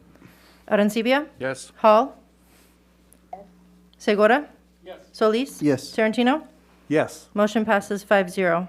We would now ask for a motion on the suspended expulsion of ID number 1514566. Entertain a motion? Second. I'll make, I'll make the second. motion. Okay, I'll second. Motion and a second. Arencibia? Yes. Hall? Yes. Segura? Yes. Solis? Yes. Tarantino? No. Motion passes 4 yes, 1 no. Thank you. Okay, move to H8, report on student mental health services. Dr. Aguirre? Thank you, President Solis. So for this item, I will ask Dr. Moore to introduce his team, who is here today to present a report on student mental health services that are provided throughout the district. And so I believe he has a couple of his team members here to present this evening. Dr. Moore. Thank you, Dr. Aguirre, and good evening, Board. Last week, the U.S. excuse me, the U.S. Surgeon General, Dr. Vivek Murthy, visited San Diego, and he met with students, and his message was consistent and coincides with the California Superintendent of Public Instruction's message, Tony Thurman's message, which is we need to prioritize student mental health services. Tonight's presentation is very timely. Our district has approved an ongoing agreement with San Diego County to provide mental health services to our students. We also have a resolution tonight designating May as a mental health month and California Mental Awareness and Health Week. I'm very, very proud to introduce Dr. Elvia Estrella, our program manager supervising our Sweetwater Outpatient Clinic. She has spent the bulk of this year reimagining and managing the contract that was approved earlier with San Diego County. And she's really been working on making mental health services to our students operational in person in this ongoing pandemic. Dr. Estrella will provide an overview of mental health services available to our students and give us a glimpse of this important work going forward. Thank you. Thank you, Board President Solis, Vice President Hall, Board of Trustees, Dr. Aguirre. I appreciate you all inviting me here to share a snapshot of mental health services here in Sweetwater. Most of you know me in the capacity of school counselor and also union hats that I've carried in the past, but what you don't know about me is that I spent 12 years as a group home administrator and a clinical social worker here in San Diego County. I was part of the program that initiated Sweetwater to come back and provide services for Alta Vista. So I have a long history in mental health, so it's nice coming back in this capacity and coming back to my first love of counseling in a clinical sense. So thank you. I have a clicker, right? Okay. Arrows, right? Yeah. Nope. I think I need a Vanna White.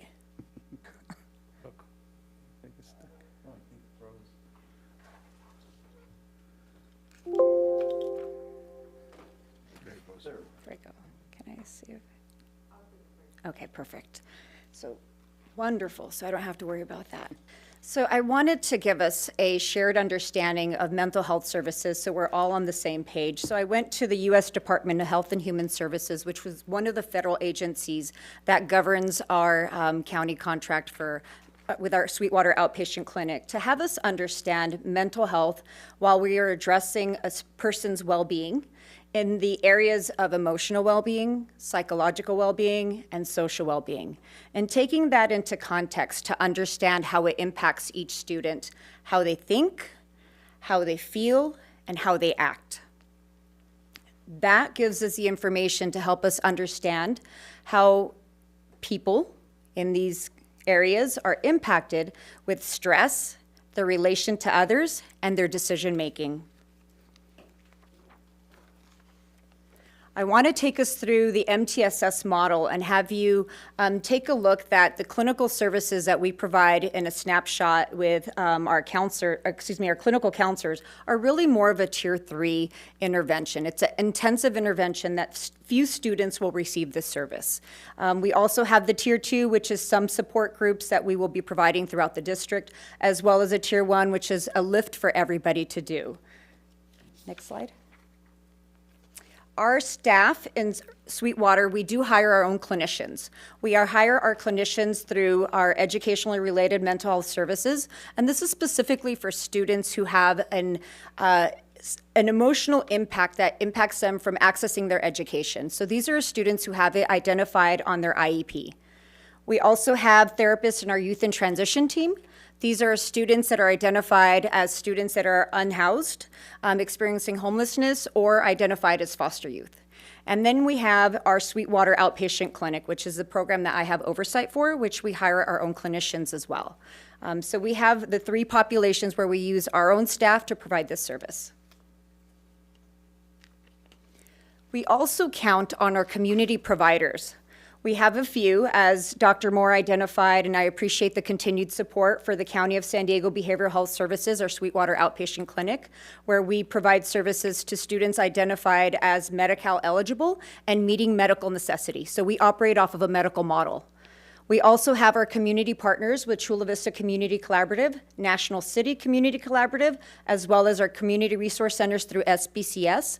We really count on them to be one of our primary referral sources. So as a family gets referred for services, even if it's just counseling, they will be able to access other resources, if it be job readiness, it could be housing referrals, it could be emergency food banks, but our partners in those collaboratives will assess the family's needs in every area, and then in addition to referring them to us, being able to link them into other resources as well that we may not have access to.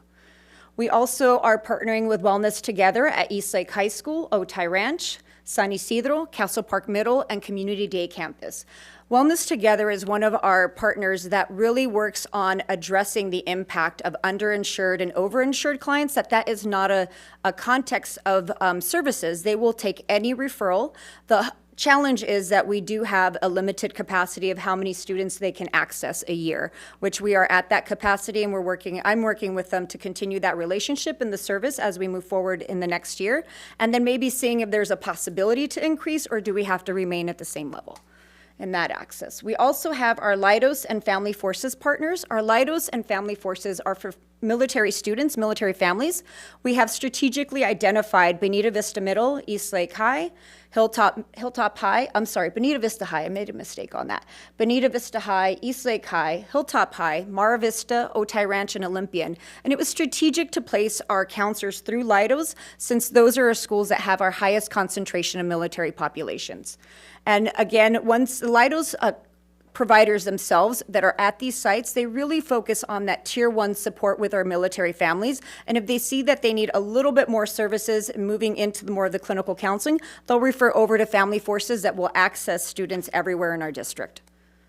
We also have partnered with McAllister Teen Recovery Center, which we have satellite campuses at Mara Vista High, San Isidro High, Southwest High, and Sweetwater. That is also identified for students that have Medi-Cal as a primary insurance, but we are exploring another contract with them to be able to provide that same service for students who need any assistance, clinical services with substance use and abuse, and to be able to have students throughout our district have access to that service. So in stating, I want to focus a little bit more on our Sweetwater outpatient clinic. And I really appreciate the intro that Dr. Moore provided. And I want to give you a little snapshot of my journey in taking on this contract and this role. And coming into the Sweetwater outpatient clinic, and as my partners at San Diego State said, I had to dust off the brain a little bit, the cobwebs out there for my clinical services, but it was a bit of a challenge. I came in with only a 0.5 of FTE of a clinician, and a wait list of 62 students that needed services. So the charge was to immediately try to find staff. We, as all our partnering agencies in San Diego County, were not left out in the search of needing clinicians here in Sweetwater. I appreciate Tony Thurman's, the SPI Public Instruction, his initiative for the 10,000 clinical counselors across the state that are being recruited to be able to support this venture. But I want to take you on this snapshot to be able to understand the challenge it's been to get it off the ground again. The challenge it's been to be able to have our clinicians provide services to students. But I'm happy to say that we're now at 1 lead clinician. I have 2 mental health case workers, which we're still going to hire an additional part-time staff. We're in the process of hiring also community resource facilitators. And I've also partnered with San Diego State's Masters in Social Work program to be able to have interns come into Sweetwater and start to establish that pipeline. So we're never at a loss again for students or for clinicians coming into our district. I'm a MSW myself, so I do have 3 students coming in next year, and they're all Sweetwater graduates. When we did the agency fair itself, all of them came in and said, I want to be part of Sweetwater because I want to be able to give back to my school district, and I'm really counting on that pipeline to be developed there. So that way we're never at a loss. Hopefully in the future, I will be also trying to partner with our MFT programs, our LPCC programs throughout the county, so that way we can work with them in collaboration. So one of the big pieces of the Sweetwater outpatient clinic, and I appreciate Dr. Arancibia talking about equity. This contract for the county mental health services for our students in Sweetwater, as I mentioned, it's really about students having Medi-Cal as a primary insurance. But it's not just about having Medi-Cal, it's about having equity and access to services. For our families that are lacking the transportation, that are at 2 jobs and can't go in the evening for services, that for some reason or another has impacted their access to getting this service. So we as clinicians are going out to the sites and are providing services within the school day. In that aspect of that's what the family needs.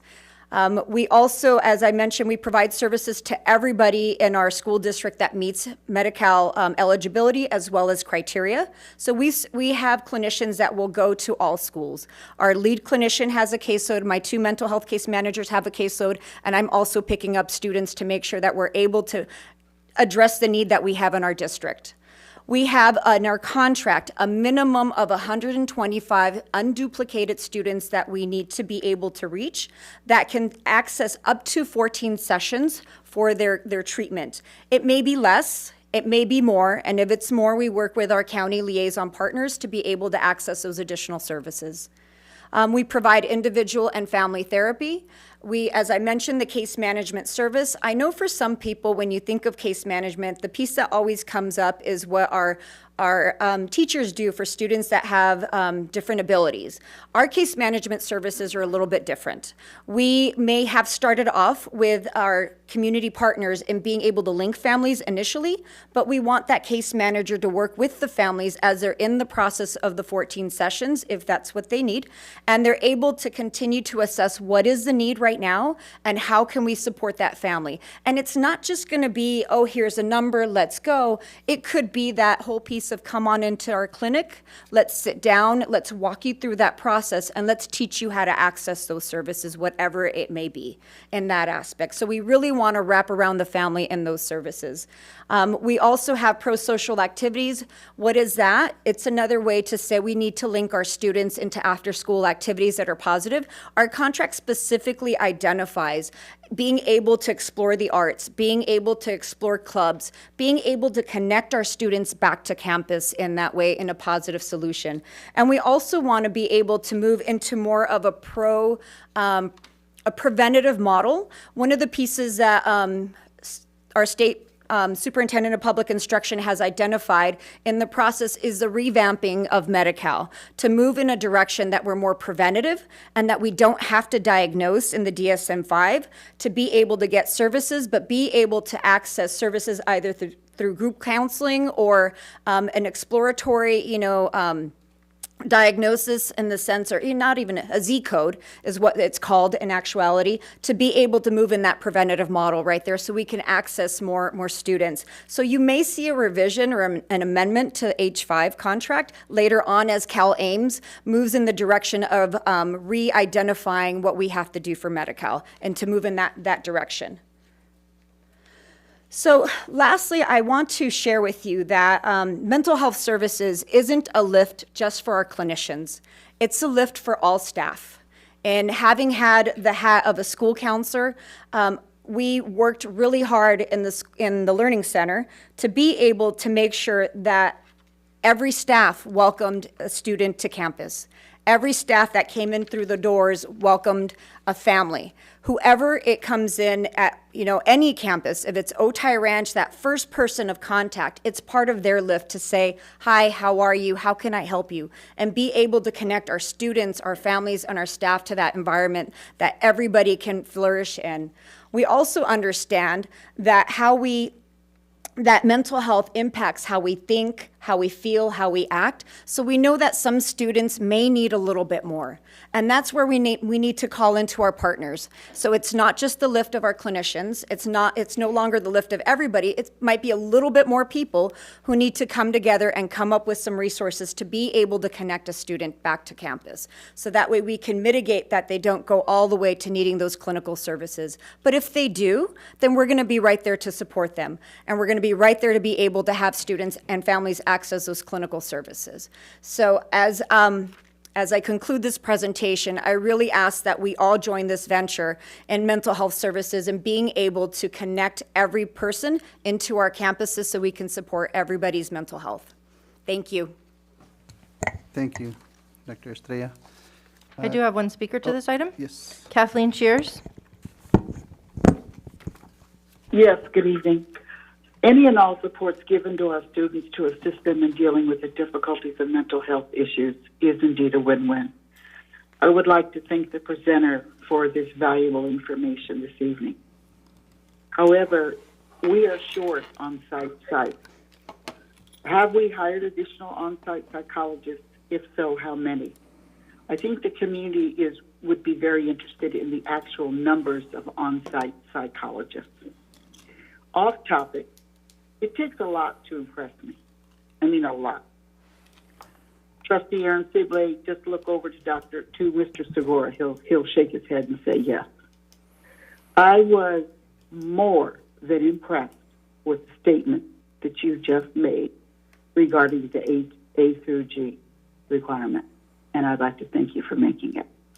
Thank you very much. Thank you. No further speakers. All right, questions or comments from Vice President Hall? Thank you, President Solis. And I just want to thank Dr. Estrella I'm always impressed when I hear you talk about what the district is doing and what the plans are to support our students. Mental health is key. Everything that we do.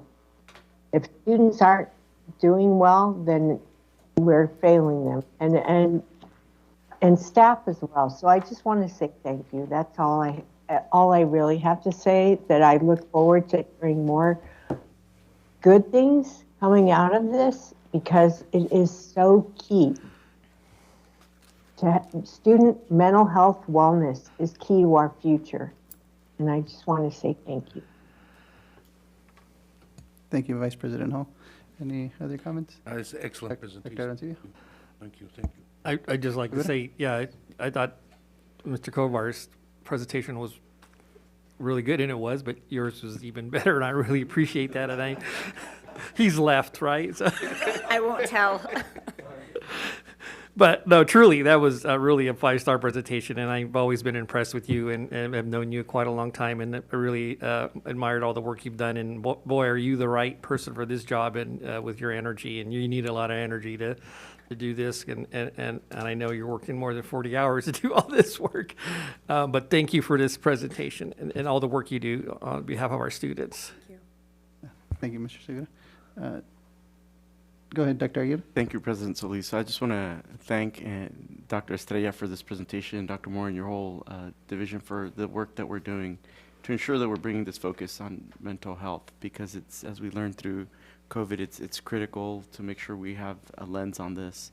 I also wanted to just point out that we have a resolution at tonight's board agenda that has, it indicates that May is National Mental Health Awareness Month. And so with that in mind, I think this presentation is very timely to make sure that our public, our parents, our staff, obviously our board, knows the work that's going on within our district to ensure that we have that coherence of strategy regarding mental health. And again, just wanted to extend my gratitude for the work of Dr. Estrella and the entire team over there with Dr. Moore. So thank you.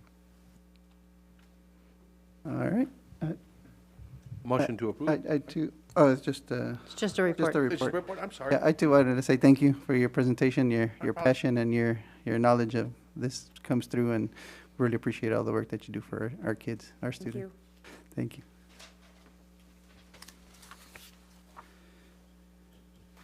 All right, K1. Yes, I have one speaker. Kathleen Cheers. Referencing page 2 of 5, respectfully, would it be possible for Ms. Carbuccia to elaborate on what services will be provided? Thank you. No further speakers. Dr. Aguirre.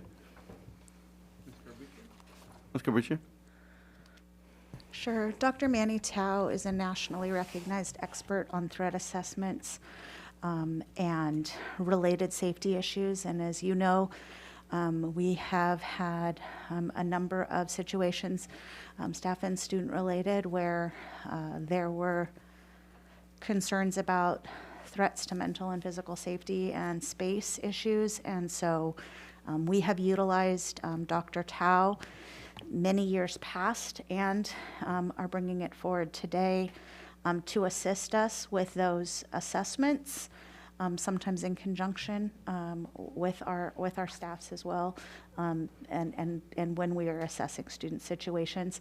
In the past, this has just come through student services. It's also come through risk management and through safety and security, and so as a result, we're bringing it forward. Thank you. Any other questions or comments? All right, entertain a motion. I'll make a motion of approval of K1. All right, I have a motion. I'll second. And a second. Arancibia. Yes. Hall. Yes. Segura. Yes. Solis. Yes. Tarantino. Yes. Motion passes 5-0. All right, K7, pulled by staff. And I will ask Dr. Sokol to address this item. Dr. Sokol.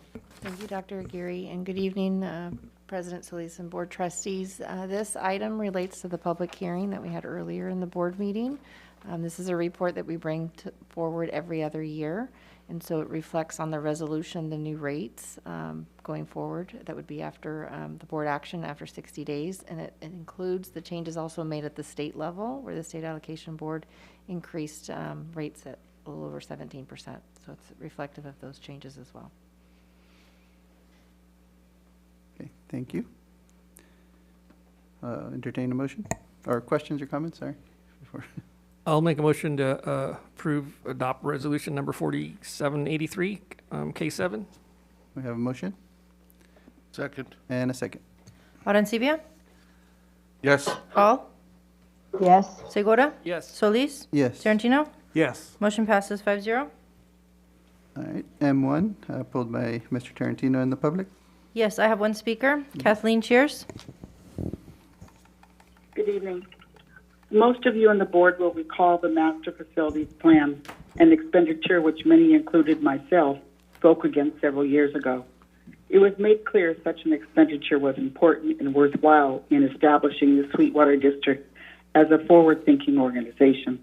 The intent, do a concise, complete on-site inspection of each and every school and site to establish any and all areas related to health, safety, and structural safety conditions, and to itemize what future projects were needed. Inspections were done, meetings were held. A Bible of sorts was written itemizing needs and wants. Each school site meeting provided on site plans of the school. Every building's needs color-coded according to priority. The prerequisite for the master facilities plan was the discovery that maintenance of facilities was a hot mess. A plan room of blueprints simply thrown on the central table or stuffed in a cubbyhole somewhere. Many could simply not be found. Some plans online, most not. The need was dire. The community of taxpayers were promised this plan would not only be kept up to date, but the priority list for school campuses followed. Gone were the days of Taj Mahals versus safe classrooms, bathrooms, and structural secure buildings. I attended several of those meetings. I saw those plans. I saw the blueprints which referenced the color-coded priorities. A few meetings ago, several football fields were approved by this board. And while it is easier for board members to take credit for a football field versus a clean bathroom, the point is bathrooms serve all students. Structurally safe and secure buildings should be a priority. Several years ago, the state of California issued an identifier of all school districts with a request that those identified make those buildings safe, earthquake safe. Sweetwater failed to respond. I've been raising this issue for years and was assured the new master facilities plan would address the earthquake concern. What is the current status of yearly updates to the master facilities plan? Are the updates available via PRA? In closing, it has long been rumored there are old gas tanks buried on the back district lot.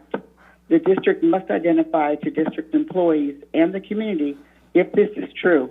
If so, what are the plans to raise them and eradicate any leakage that occurred? I thank you for your time. Thank you.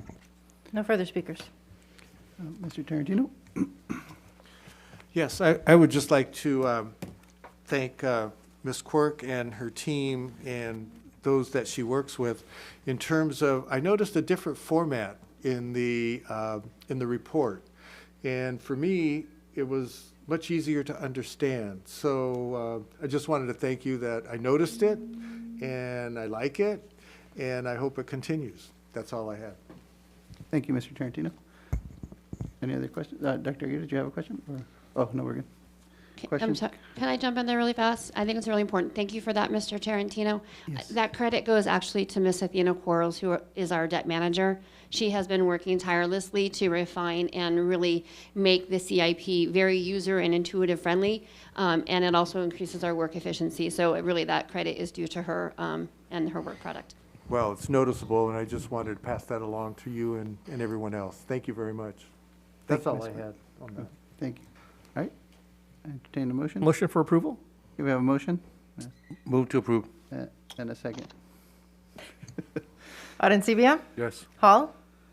Yes. Segura? Yes. Solis? Yes. Tarantino? Yes. Motion passes 5-0. All right, Q1, pulled by Dr. Arencibia. Yeah, in light of this resolution as Public Schools Month, I think I wanted to say thank you to the teachers bargaining group and the administration for the agreement the tentative agreement we came up with. I know it's been a struggle the last 2 years, and we have tried everything under the sun to make sure that everyone still has access to education. I think that's a huge thing.